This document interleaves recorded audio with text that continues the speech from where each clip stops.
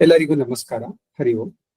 ಕರಾಡ ವಿಶ್ವ ವೆಬಿನಾರ್ ಸರಣಿಯ 27ನೇ ಸಂಚಿಕೆಗೆ ಎಲ್ಲರಿಗೂ ಸ್ವಾಗತ. ಇಂದು ನಮ್ಮ ಮುಂದೆ ಮಾತನಾಡಲಿರುವವರು ನಮ್ಮೆಲ್ಲರ ಚಿರಪರಿಚಿತರಾದ ಶ್ರೀ ಯೋಗೀಶ್ ಶರ್ಮಾ ಬಳ್ಳಪ್ಪದು ಇವರು. ಅವರು ಮಾತನಾಡಲಿರುವ ವಿಷಯ ಸಂಗೀತವೆಂಬ ಸಂಗಾತಿ. ನಮಗೆ ಗೊತ್ತಿರುವ ಹಾಗೆ ನಮ್ಮ ಸಮುದಾಯದಲ್ಲಿ ಬಹುತೇಕ ಜನರು ಸಂಗೀತ ಪ್ರಿಯರಾಗಿದ್ದು, ಅದರಲ್ಲೂ ಕರ್ನಾಟಕ ಶಾಸ್ತ್ರೀಯ ಸಂಗೀತವನ್ನು ತುಂಬಾ ಇಷ್ಟಪಡುವರಿದ್ದೇವೆ. ನಮ್ಮಲ್ಲಿ ಈ ವೆಬಿನಾರ್ ಅಲ್ಲಿ ಇರುವವರು ಅನೇಕರು ಸಂಗೀತ ಪ್ರಿಯರಾಗಿದ್ದು, ಅವರ ಮನೆಯಲ್ಲಿ ತಮ್ಮ ಮನೆಯವರು, ಮಕ್ಕಳು ಸಂಗೀತವನ್ನು ಕಲಿತವರು ಅಥವಾ ಕಲಿಯುತ್ತಾ ಇದ್ದವರಾಗಿದ್ದೇವೆ. ಹಾಗಾಗಿ ಈ ವೆಬಿನಾರ್ ನಮಗೆ ತುಂಬಾ ಬಹುದಿನದಿಂದ ನಾವು ಕಾಯ್ತಾ ಇರುವ ವೆಬಿನಾರ್ ಅಂತ ಹೇಳಿದ್ರೆ ತಪ್ಪಾಗ್ಲಿಕ್ಕಿಲ್ಲ. ಇದನ್ನು ಪಡಿಸುವ ಯೋಗೀಶ್ ಅಣ್ಣ ಹಲವು ವರ್ಷದಿಂದ ಸಂಗೀತದಲ್ಲಿ ಪಾಂಡಿತ್ಯವನ್ನು ಪಡೆದವರಾಗಿದ್ದಾರೆ. ಕಾರ್ಯಕ್ರಮಕ್ಕೆ ಎಲ್ಲರನ್ನು ಮತ್ತೊಮ್ಮೆ ಸ್ವಾಗತಿಸ್ತಾ ಇದ್ದೇನೆ. ಇವತ್ತಿನ ಕಾರ್ಯಕ್ರಮದ ನಿರ್ವಹಣೆ ಮಾಡ್ತಾ ಇರುವ ನಾನು ಪ್ರಮೋದ್ ಕಯಂಪಾಡಿ. ವಿವರ ಹೀಗಿದೆ.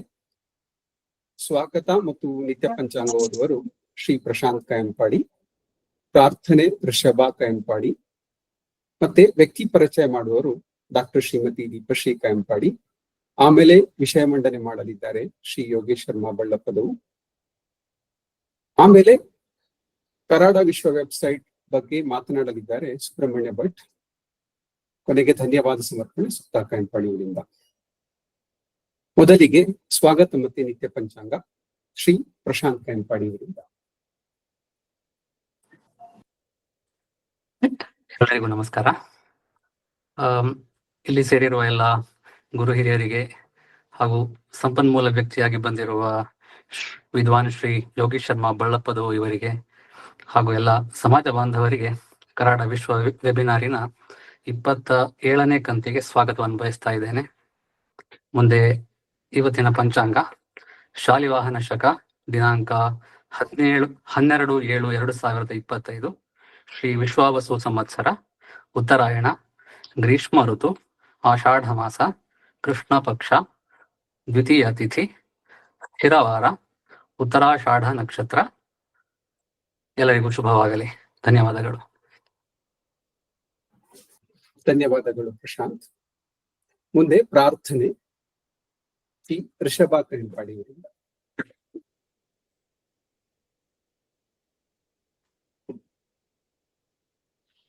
ವಂದೇ ಗಣಪತಿ ವಿಘ್ನ ವಿನಾಶಕ ಲಂಬೋದರ ಹೇ ಗಜಾನನ. ವಂದೇ ಗಣಪತಿ ವಿಘ್ನ ವಿನಾಶಕ, ವಂದೇ ಗಣಪತಿ ವಿಘ್ನ ವಿನಾಶಕ ಲಂಬೋದರ ಹೇ ಗಜಾನನ. ऋति सिद्धि ते दाता तुम हो, ऋति सिद्धि ते दाता तुम हो. गौरी सुत शशि शेखर नंदन, गौरी सुत शशि शेखर नंदन. जो द्यावे वांछित फल पावै, जो द्यावे वांछित फल पावै. अग्रदेव तुम मूषिक वाहन, वंदे गणपति विघ्न विनाशक लंबोदर हे गजानना. वंदे गणपति विघ्न विनाशक लंबोदर हे गजानना.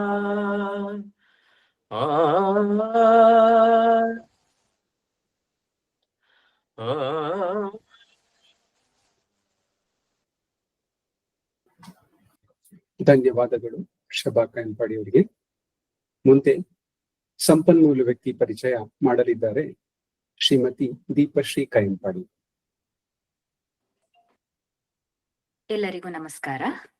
ಸಂಗೀತ ಸೇವೆಗೆ ತಮ್ಮನ್ನು ತಾವು ಮುಡಿಪಾಗಿಟ್ಟಿರುವ ಸಹೃದಯಿ, ಮಿತಭಾಷಿ, ಹಸನ್ಮುಖಿ, ಗಾನ ಪ್ರವೀಣ, ಸಂಗೀತ ಜ್ಯೋತಿಶ್ರೀ ವಿದ್ವಾನ್ ಯೋಗೀಶ ಶರ್ಮಾ ಬಳ್ಳಪದವು ಇವರ ಕಿರು ಪರಿಚಯವನ್ನು ನಿಮ್ಮ ಮುಂದೆ ಇಡಲು ತುಂಬಾ ಹೆಮ್ಮೆ ಪಡುತ್ತೇನೆ. ಶ್ರೀಯುತರು ಬಳ್ಳಪದವು ಶ್ರೀ ರಾಧಾಕೃಷ್ಣ ಭಟ್ಟ ಮತ್ತು ಶ್ರೀಮತಿ ಸತ್ಯವತಿ ದಂಪತಿಯ ಪುತ್ರರು. ಇವರ ಪ್ರಾಥಮಿಕ ಸಂಗೀತಾಭ್ಯಾಸವು ಮಹಾಮಹೋಪಾಧ್ಯಾಯ ಬಳ್ಳಪದವು ಶ್ರೀ ಮಾಧವ ಉಪಾಧ್ಯಾಯ ಹಾಗೂ ವಿದ್ವಾನ್ ವಿಷ್ಣು ಭಟ್ ಅವರ ಗರಡಿಯಲ್ಲಿ ನಡೆಯಿತು. ಇವರು ಮೃದಂಗವನ್ನು ವಿದ್ವಾನ್ ಎಂ.ವಿ. ನಾಯರ್ ಹಾಗೂ ಉನ್ನತ ಸಂಗೀತಾಭ್ಯಾಸವನ್ನು ವಿದ್ವಾನ್ ಕೆ. ವೆಂಕಟರಮಣನ್ ಅವರ ಶಿಷ್ಯರಾಗಿ ತಿರುವನಂತಪುರದ ಸ್ವಾತಿ ತಿರುನಾಳ್ ಸಂಗೀತ ಕಾಲೇಜಿನಲ್ಲಿ ಅಭ್ಯಸಿಸಿದರು ಹಾಗೂ ಅದೇ ಕಾಲೇಜಿನಲ್ಲಿ ಗಾನ ಪ್ರವೀಣ ಪದವಿಯನ್ನು ಪೂರೈಸಿ ಪ್ರಥಮ ರ್ಯಾಂಕ್ ಅನ್ನು ಸಹ ಪಡೆದಿದ್ದಾರೆ. ಶಾಸ್ತ್ರೀಯ ಸಂಗೀತವನ್ನು ಉಳಿಸಿ ಬೆಳೆಸಿ ಪಸರಿಸುವ ನಿಟ್ಟಿನಲ್ಲಿ 1999ರಲ್ಲಿ ತಮ್ಮ ಹುಟ್ಟೂರಿನಲ್ಲಿ ವೀಣಾವಾದಿನಿ ಸಂಗೀತ ವಿದ್ಯಾಪೀಠವನ್ನು ಸ್ಥಾಪಿಸಿದ್ದಾರೆ. ಅಲ್ಲಿನ ನಾರಾಯಣೀಯಂ ಸಂಗೀತ ಕ್ಯಾಂಪಸ್ ಇಂದು ಸಂಗೀತಾಸಕ್ತರ ಅಚ್ಚುಮೆಚ್ಚಿನ ತಾಣವಾಗಿದೆ. ಇವರು ಸ್ಥಾಪಿಸಿದ ವೈದಿಕ ತಾಂತ್ರಿಕ ವಿದ್ಯಾಪೀಠದಲ್ಲಿ ವೇದ, ತಂತ್ರ, ಮಂತ್ರ, ಜ್ಯೋತಿಷ್ಯ ಹಾಗೂ ಸಂಸ್ಕೃತ ವಿಭಾಗಗಳಲ್ಲಿ ತರಬೇತಿಯನ್ನು ನೀಡಲಾಗುತ್ತಿದೆ. ಹಲವಾರು ಕಡೆಗಳಲ್ಲಿ ನಿಯಮಿತವಾಗಿ ಸಂಗೀತ ತರಗತಿಗಳು ಹಾಗೂ ದೇಶ ವಿದೇಶಾದ್ಯಂತ ಸಂಗೀತ ಕಾರ್ಯಕ್ರಮಗಳನ್ನು ನೀಡಿದ ಹಾಗೂ ನೀಡುತ್ತಿರುವ ಹೆಗ್ಗಳಿಕೆ ಇವರದ್ದು.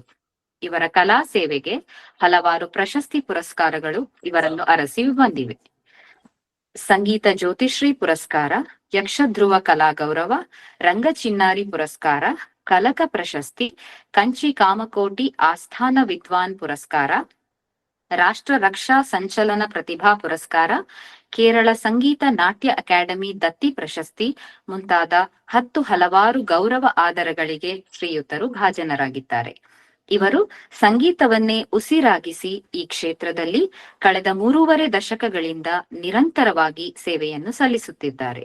ಶ್ರೀಯುತರಂತೆಯೇ ಅವರ ಅನೇಕ ಶಿಷ್ಯರೂ ಸಹ ಸಂಗೀತ ಕ್ಷೇತ್ರದಲ್ಲಿ ಹಲವಾರು ಸಂಗೀತ ಶ್ರೇಷ್ಠರನ್ನು ಸಮಾಜಕ್ಕೆ ಕೊಡುಗೆ ನೀಡುವ ಕೈಂಕರ್ಯದಲ್ಲಿ ತೊಡಗಿಸಿಕೊಂಡಿದ್ದಾರೆ. ಧನ್ಯವಾದಗಳು. ಧನ್ಯವಾದಗಳು ದೀಪಶ್ರೀ. ಈಗ ವಿಷಯ ಮಂಡನೆ ಮಾಡಲಿದ್ದಾರೆ ಶ್ರೀ ಯೋಗೀಶ್ ಶರ್ಮಾ ಬಳ್ಳಪದವು. ಎಲ್ಲರಿಗೂ ಗೊತ್ತಿರೋ ಹಾಗೆ ಇವತ್ತಿನ ವಿಷಯ ಸಂಗೀತವೆಂಬ ಸಂಗಾತಿ. Over to Yogish Sharma ಬಳ್ಳಪದವು.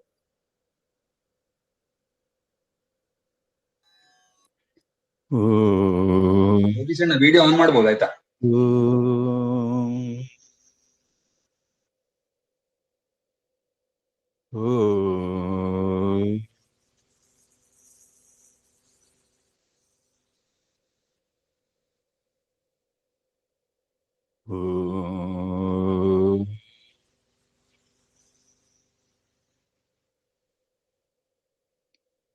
ಎಲ್ಲರಿಗೂ ನಮಸ್ಕಾರಗಳು. ಅಜ್ಞಾನತಿಮಿರಾಂಧಸ್ಯ ಜ್ಞಾನಾಂಜನಶಲಾಕಯಾ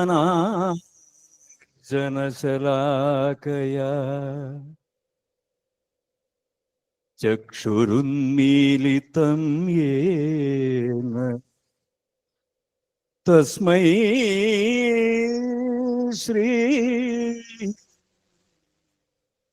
ಗುರವೇ ನಮಃ. ತಸ್ಮೈ ಶ್ರೀ ಗುರವೇ ನಮಃ.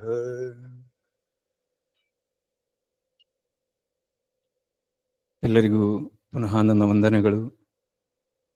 ಇಷ್ಟು ದೊಡ್ಡ ಒಂದು ಸಮಾಜದ ಇಷ್ಟು ದೊಡ್ಡ ಒಂದು ಕಾರ್ಯಕ್ರಮದಲ್ಲಿ ನನ್ನನ್ನು ಜೊತೆಗೂಡಿಸಿದ್ದಕ್ಕೆ ಇದರ ಎಲ್ಲ ಸಂಘಾಟಕರಿಗೂ ಹಾಗೂ ನಮ್ಮ ಆತ್ಮೀಯ ಬಾಂಧವರಿಗೆಲ್ಲರಿಗೂ ಕೂಡ ನನ್ನ ವಂದನೆಗಳು.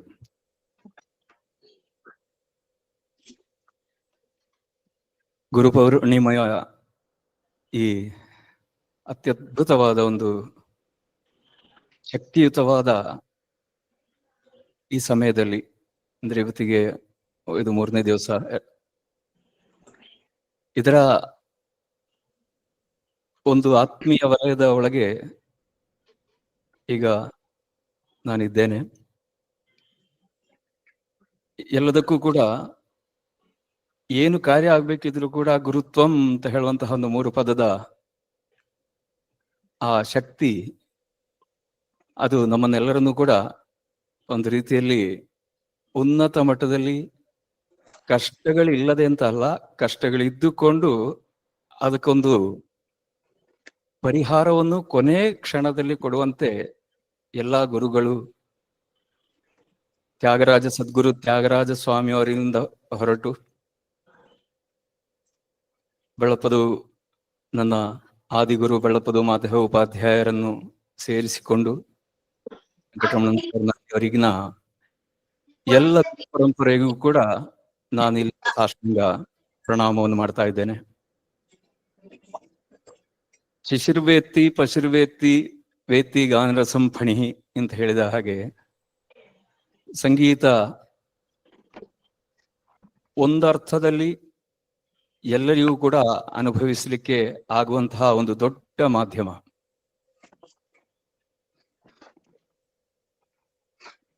ಇದು ತನ್ನನ್ನು ಹಾಗೂ ಕೇಳುಗರನ್ನು, ಅಂದ್ರೆ ಸಂಗೀತ ಆಸಕ್ತಿಯೂ ಬೇಕು, ಒಂದೇ ಅವಸ್ಥೆಯಲ್ಲಿ ತಂದು ಮುಟ್ಟಿಸಲಿಕ್ಕೆ ಸಾಧ್ಯ ಇರುವಂತಹ ಒಂದು ದೊಡ್ಡ ಮಾಧ್ಯಮ. ಇದು ನಮಗೆ ಯಾವಾಗ ಸಂಗಾತಿ ಆಗ್ತದೆ ಅಂತ ಹೇಳುವಂಥದ್ದು ಬಹಳ ಕುತೂಹಲವು, ಬಹಳ ಆಶ್ಚರ್ಯವೂ ಎಲ್ಲವೂ ಇರುವಂತಹ ಒಂದು ವಿಷಯ. ಮೊದಲಿಗೆ ನನಗೆ ಸ್ವಲ್ಪ ಮಟ್ಟಿಗೆ ಹಾಡ್ಲಿಕ್ಕೆ ಮಾತ್ರ ಗೊತ್ತಿರೋದು. ಹೀಗೆ ಒಂದು ಪ್ರಬಂಧ ಮಂಡನೆ ಮಾಡಿಯೋ ಅಥವಾ ಯಾವುದಾದ್ರೂ ಒಂದು ವಿಷಯವನ್ನು ಆಧಾರಿತವಾಗಿ ಮಾತನಾಡ್ಲಿಕ್ಕೋ ಇರುವ ಒಂದು ಯೋಗ್ಯತೆಯೋ ಅರ್ಹತೆಯೋ ಅಥವಾ ಇನ್ನೇನು ಅದಕ್ಕಿರುವಂತಹ ಎಜುಕೇಶನ್ ಅದು ಯಾವ್ದು ನನಗಿಲ್ಲ. ಅದಕ್ಕೆ ಏನಾದ್ರೂ ಹೇಳಿದರಲ್ಲಿ ತಪ್ಪು ಒಪ್ಪುಗಳಿದ್ದರಲ್ಲಿ ನೀವೆಲ್ಲರೂ ಮನ್ನಿಸ್ಬೇಕು. ಒಂದು, ನನ್ನ ಭಾಷೆ, ನಾನು ಕಲ್ತದ್ದು ಕನ್ನಡವಾದರೂ ಕೂಡ ಆಮೇಲೆ ನಾನು ತೊಡಗಿಸಿಕೊಂಡದ್ದೆಲ್ಲ ಮಲಯಾಳಂನಲ್ಲಿ, ಮಲಯಾಳ ಭಾಷೆ ಕಲಿತು ಆಮೇಲೆ ಅದರಲ್ಲಿ ಈಗ ಹೇಳಿದ ಹಾಗೆ ಒಂದು ಫಸ್ಟ್ ರ್ಯಾಂಕ್ ಅನ್ನು ಕೂಡ ಪಡೀಲಿಕ್ಕೆ ಸಾಧ್ಯವಾಯಿತು. ಆದ ಕಾರಣ ಮಾತನಾಡುವಾಗ ಇನ್ನಿತರ ಭಾಷೆಗಳು ಒಳಗೆ ಬರಬಾರದು ಅಂತ ಹೇಳಿ ನಾನು ತುಂಬಾ ಗಮನಿಸ್ತಾ ಇದ್ದೇನೆ. ಆದ್ರೂ ಕೂಡ ಏನಾದ್ರೂ ಬಂದ್ರೆ ಅದರಲ್ಲೂ ಕೂಡ ನೀವು ದಯವಿಟ್ಟು ಕ್ಷಮಿಸಿ. ಒಂದಷ್ಟು ವರ್ಷಗಳು ಸಂದ ಮೇಲೆ ನಮ್ಮ ಸಂಗಾತಿ ಯಾರು ಅಂತ ಹೇಳುವಂಥದ್ದು ನಮಗೆ ಅರಿವಾಗ್ಲಿಕ್ಕೆ ಶುರುವಾಗುತ್ತದೆ. ಆಗ ಗೊತ್ತಾಗ್ತದೆ, ನಾನು ಇಷ್ಟು ವರ್ಷ ಇದಕ್ಕೆ ಬೇಕಾಗಿ, ಅಥವಾ ನಾವು ಇಷ್ಟು ವರ್ಷ ಇದರ ಹಿಂದೆ ನಾವು ಇದ್ದೆವು. ಅಲ್ಲಿವರೆಗೂ ನಮ್ಗೆ ಅದು ನಮ್ಮ ಗಮನಕ್ಕೆ ಬಂದಿರುವುದಿಲ್ಲ. ಯಾಕಂದ್ರೆ ಒಂದು, ನಮ್ಮ ಸುತ್ತಮುತ್ತಲು ನಮ್ಮ ಫ್ರೆಂಡ್ಸ್ ಇರ್ತಾರೆ, ಅಥವಾ ಮನೆಯವರು ಇರ್ತಾರೆ, ಅಥವಾ ಸಂಬಂಧಿಕರು ಇರ್ತಾರೆ. ಅವರ ಒಂದು ಪ್ರೊಟೆಕ್ಷನ್ ನಲ್ಲಿ ನಾವಿರ್ತೇವೆ. ಆ ಸಂದರ್ಭದಲ್ಲಿ ನಮಗೆ ಇದು ಯಾವುದು ಕೂಡ ಗೋಚರಕ್ಕೆ ಬರುವುದಿಲ್ಲ. ನಾವು ಎಲ್ಲಿ ಒಬ್ಬಂಟಿಗರಾಗ್ತೇವೋ, ಒಬ್ಬಂಟಿಗರಾಗುವಾಗ ನಮಗೆ ಈ ನಮ್ಮ ಸಂಗಾತಿ ಯಾರು ಅಂತ ಹೇಳಿ ನಮ್ಮ ಗಮನಕ್ಕೆ ಬರ್ತದೆ. ಏನೋ ಕೆಲವರಿಗೆ ದೈವದತ್ತವಾಗಿ ಬಹಳ ಎಳೆಯ ವಯಸ್ಸಿನಲ್ಲೇ ಸಂಗೀತ ಕಲಿಯುವಂತಹ ಒಂದು ಭಾಗ್ಯ ಭಗವಂತ ಕೊಟ್ಟಿರ್ತಾನೆ. ಇನ್ನು ಕೆಲವರಿಗೆ ಏನಾಗ್ತದೆ ಅಂತ ಹೇಳಿದ್ರೆ, ಮನೆಯವರಿಗೆ ಗೊತ್ತಿರ್ತದೆ ನನ್ನ ಮಗು ಚಂದವಾಗಿ ಹಾಡಬಹುದು, ಅವರು ಅದಕ್ಕಿರುವಂತಹ ವ್ಯವಸ್ಥೆ ಮಾಡ್ತಾರೆ. ಇನ್ನು ಕೆಲವರಿಗೆ ಸ್ವತಃ ಅರಿವು ಬಂದ ಮೇಲೆ ಆ ಕಾರ್ಯಕ್ಕೆ ತೊಡಗುತ್ತಾರೆ. ಅರಿವು ತುಂಬಾ ತಡವಾಗಿ ಬಂದರೆ ಏನು ಮಾಡಬಹುದು?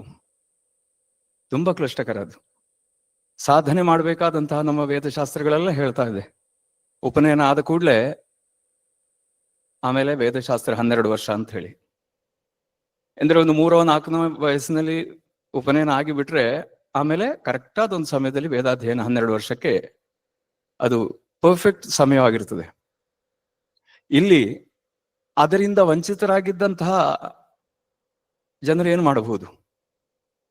ಅಲ್ಲಿಯೂ ಕೂಡ ದೇವರ ಒಂದು ಅನುಗ್ರಹ ಇದ್ರೆ ಅದು ಯಾವಾಗ ಯಾರಿಗಿರ್ತದೆ ಅಂತೂ ದೇವರೆಲ್ಲರನ್ನೂ ಕೂಡ ಚೆನ್ನಾಗಿ ನೋಡಿಕೊಳಿಸ್ತಾನೆ. ಸೃಷ್ಟಿಕರ್ತನ ಡ್ಯೂಟಿ ಹುಟ್ಟಿದವನನ್ನು ಹೇಗಿದ್ರೂ ಅವನು ಸಾಯುವಲ್ಲಿವರೆಗೆ ಅವನನ್ನು ಪರಿರಕ್ಷೆ ಮಾಡುವುದು ಅಂತ ಹೇಳುವಂಥದ್ದು. ಅದೇ ರೀತಿಯಲ್ಲಿ ಆಮೇಲೆ ಒಂದಿಷ್ಟು ಕಷ್ಟಗಳನ್ನು ಪಡಬೇಕಾಗ್ತದೆ. ಅಂದ್ರೆ ನಮ್ಗೆ ನಷ್ಟವಾದ ಒಂದು 10 ವರ್ಷಗಳನ್ನು ನಾವು ತುಂಬಿಸ್ಬೇಕಿದ್ರೆ ತುಂಬಾ ಕಷ್ಟ ಇದೆ. ಆದ್ರೆ ಆ 10 ವರ್ಷದಲ್ಲಿ ನಾವೇನಾದ್ರೂ ಸಾಧನೆ ಅಲ್ಲಿ ನಾವು ನಮಗೆ ಇಷ್ಟ ಇರುವಂಥದ್ದನ್ನು ತುಂಬಾ ಬಿಡಬೇಕಾಗ್ತದೆ. ಸಂಗೀತದ ವಿಷಯ ಮಾತ್ರ ನಾನು ಹೇಳ್ತಾ ಇರೋದು. ಸಂಗೀತದಲ್ಲಿ ಆಗುವಾಗೇನು, ನಮಗೆ ತಿನ್ಬಾರ್ದಿದ್ದನ್ನು ತಿನ್ಲೇಬಾರ್ದು. ನಮಗೇನು ಇಷ್ಟ ಇದೆ ಅದು ತಿಂದ್ರೆ ನಮ್ಮ ಧ್ವನಿಗೆ ಏನಾದ್ರು ಸಮಸ್ಯೆ ಆದ್ರೆ ಖಂಡಿತವಾಗಿ ಅದನ್ನು ನಾವು ದೂರವೇ ಇಡಬೇಕಾಗ್ತದೆ. ಇನ್ನು ನಿದ್ದೆ, ಇಂತಹ ತುಂಬಾ ವಿಚಾರಗಳನ್ನು ನಾವು ದೂರ ಇಟ್ಟು ಈ 10 ವರ್ಷಗಳನ್ನು ನಾವು ಭರ್ತಿ ಮಾಡಬಹುದು. ಇದು ಭರ್ತಿ ಮಾಡಿ ಸ್ವತಃ ಕಷ್ಟಪಟ್ಟಿರುವಾಗ ಮಾತ್ರ ಈ ಸಂಗಾತಿಯ ನಮಗೆ ಅದರ ವ್ಯಾಲ್ಯೂ ಎಷ್ಟು, ಅದರ ಶಕ್ತಿ ಎಷ್ಟು ಅಂತ ಹೇಳಿ ಗೊತ್ತಾಗೋದು. ಒಬ್ಬಂಟಿಗನಾಗಿರುವಾಗ ನಮ್ಮೊಟ್ಟಿಗಿರುವುದು ನಾವು ಉಪಾಸನೆ ಮಾಡುವಂತ ಸಂಗೀತ ಮಾತ್ರ. ಕೆಲವೊಮ್ಮೆ ಕೆಲವೊಂದು ಕಡೆಯಲ್ಲಿ ನಾನು ನೋಡಿದ್ದೇನೆ, ನಮ್ಮ ಹಾಲೆ ಹವಾಲೆಗಳನ್ನು ಒಂದಿಷ್ಟು ನಾವು ಹೇಳ್ತೇವೆ. ಏನು, ಅಯ್ಯೋ ನನಗಿಷ್ಟು ಕಷ್ಟ ಇದೆ, ಅಷ್ಟು ಕಷ್ಟ ಇದೆ. ಕೇಳುವರು, ಓ ಹೌದಾ, ಓ ತುಂಬಾ ಕಷ್ಟ ಪಡ್ತಾ ಇದ್ದೀರಿ, ಓ ದೇವರು ಒಳ್ಳೇದು ಮಾಡ್ತಾರೆ. ದೇವರು ಖಂಡಿತವಾಗಿ ಎಲ್ಲರಿಗೂ ಒಳ್ಳೇದು ಮಾಡ್ತಾರೆ. ನಾವು ಮನುಷ್ಯನಾಗಿದ್ದು ಕೊಟ್ಟು ನಾವೇನ್ ಮಾಡಬಹುದು ಒಳ್ಳೇದು ಅಂತ ಹೇಳುವಂಥದ್ದು ನಾವು ತುಂಬಾ ಗಮನದಲ್ಲಿ ಇಡಬೇಕಾಗ್ತದೆ. ಒಂದಷ್ಟು ಕಷ್ಟ ಇರುವಾಗ, ನಮ್ಮ ಮಾತುಗಳಿಗೆ ಸ್ಪಂದನೆಗಳಿಲ್ಲದಿರುವಾಗ, ಈ ಮಾತುಗಳಿಂದ ಹೇಳಲಿಕ್ಕೆ ಸಾಧ್ಯವಾಗುವುದಕ್ಕಿಂತಲೂ ಎಷ್ಟೋ ಜಾಸ್ತಿ ವಿಷಯವನ್ನು ಒಂದೊಂದು ಹಾಡಿನ ಮೂಲಕ, ಅದಕ್ಕೆ ಕಂಪೋಸ್ ಮಾಡಿದ ರಾಗದ ಮೂಲಕ ಆ ಕಷ್ಟ ನಷ್ಟಗಳನ್ನು ಅಕ್ಷರಾರ್ಥದಲ್ಲಿ ಜನರಿಗೆ ತಲುಪಿಸಲಿಕ್ಕೆ ಸಾಧ್ಯ. ಅದು ಈ ಸಂಗಾತಿಯಿಂದ ಮಾತ್ರ. ಇದು ನಮಗೆ, ನಮ್ಮ ಗಮನಕ್ಕೆ ಇದು ಬರಬೇಕಿದ್ರೆ ನಾವು 100% ಕಷ್ಟಪಟ್ಟಿರ್ಬೇಕು. ಕಷ್ಟಪಟ್ಟು ಇನ್ನಿತರ ಧ್ವನಿಗಳು ಯಾವುದು ಕೂಡ ನಮಗೆ ಕೇಳಿಸದೆ ಆಗ್ಬೇಕು. ನಮ್ಮ ಪರವಾಗಿ ಯಾರು ಮಾತನಾಡ್ಲಿಕ್ಕೂ ಇರಬಾರದು. ಒಂದಷ್ಟು ದುಡ್ಡು ಅಥವಾ ಏನಾದ್ರೂ ಕಷ್ಟದಲ್ಲಿರುವಾಗ ಕಷ್ಟ ಕಾರ್ಪಣ್ಯಗಳಿಗೆ ಕಿವಿಯೇ ಕೊಡದೆ ಇರುವಂತಹ ಒಂದು ಅವಸ್ಥೆ ಒಬ್ಬನಿಗೆ ಬರಬೇಕು. ಅಂದ್ರೆ ಯಾರಿಗೂ ಬರದೇ ಇರಲಿ, ಯಾರಿಗೂ ಬರಬಾರದು. ಎಲ್ಲರ ಜೊತೆಗೂ ತುಂಬಾ ಜನರು ಇರಬೇಕು. ಎಲ್ಲ ಅದ್ಭುತವಾಗಿಯೇ ಕಾರ್ಯಗಳು ನಡಿಬೇಕು. ಇಷ್ಟು ವಿಚಾರಗಳು ಬಂದಿರುವಾಗ ಆ ಸಂಗಾತಿಯ ಒಂದು ಕ್ಯಾರಿಂಗ್, ಅಂದ್ರೆ ನಮ್ಮನ್ನಷ್ಟು ಒಂದು ಮುದ್ದಾಗಿ ನೋಡುದು ಅಂತ ಹೇಳ್ತೇವಲ್ಲ, ಅದು ಖಂಡಿತವಾಗಿಯೂ ಅಂತಹ ಒಂದು ಅವಸ್ಥೆಯಲ್ಲಿ ಇದ್ದವರಿಗೆ ಅದು ಖಂಡಿತವಾಗಿಯೂ ಕೂಡ ಅನುಭವಕ್ಕೆ ಬರುವುದರಲ್ಲಿ ಯಾವುದೇ ಸಂದೇಹವಿಲ್ಲ. ಇವತ್ತು ಒಂದು ಕಷ್ಟ ಇದೆ ಅಂತ ಹೇಳಿದ್ರೆ ಅದಕ್ಕೊಂದು ಸೊಲ್ಯೂಷನ್ ನಾಳೆ ಸಂಜೆ ಒಳಗೆ ಆಗಿರ್ತದೆ. ಒಂದು ವಿಷಯ ಅಂತ ಹೇಳಿದ್ರೆ ಸಪ್ತಸ್ವರಗಳು. ಸಪ್ತಸ್ವರಗಳಲ್ಲಿ ನಮಗೆ ಹಾಡ್ಲಿಕ್ಕೆ ಸಾಧಾರಣ 7 ಸ್ವರಗಳನ್ನು ಕೂಡ ನಾವು ಹಾಡ್ತೇವೆ. 7 ಅಂದ್ರೆ ಸಾ ಸೇರಿಸಿ 8, ಅದಕ್ಕೆ ಸ್ವರಾಷ್ಟಕ ಅಂತ ಹೇಳ್ತಾರೆ. ಬರೇ ಸಪ್ತಸ್ವರ ಅಂದ್ರೆ ಸರಿಗಮ ಪದನಿ. ಅದನ್ನು ಕಂಪ್ಲೀಟ್ ಗೊಳಿಸ್ಬೇಕಿದ್ರೆ ಇನ್ನೊಂದು ಸಾ ಕೂಡ ಅಲ್ಲಿ ಸೇರ್ಬೇಕಾಗ್ತದೆ. ಸರಿ ಗ ಮ ಪಧ ಸ ಸಾ ನಿ ಧ ಪ ಮ ಗ ರಿ ಸ.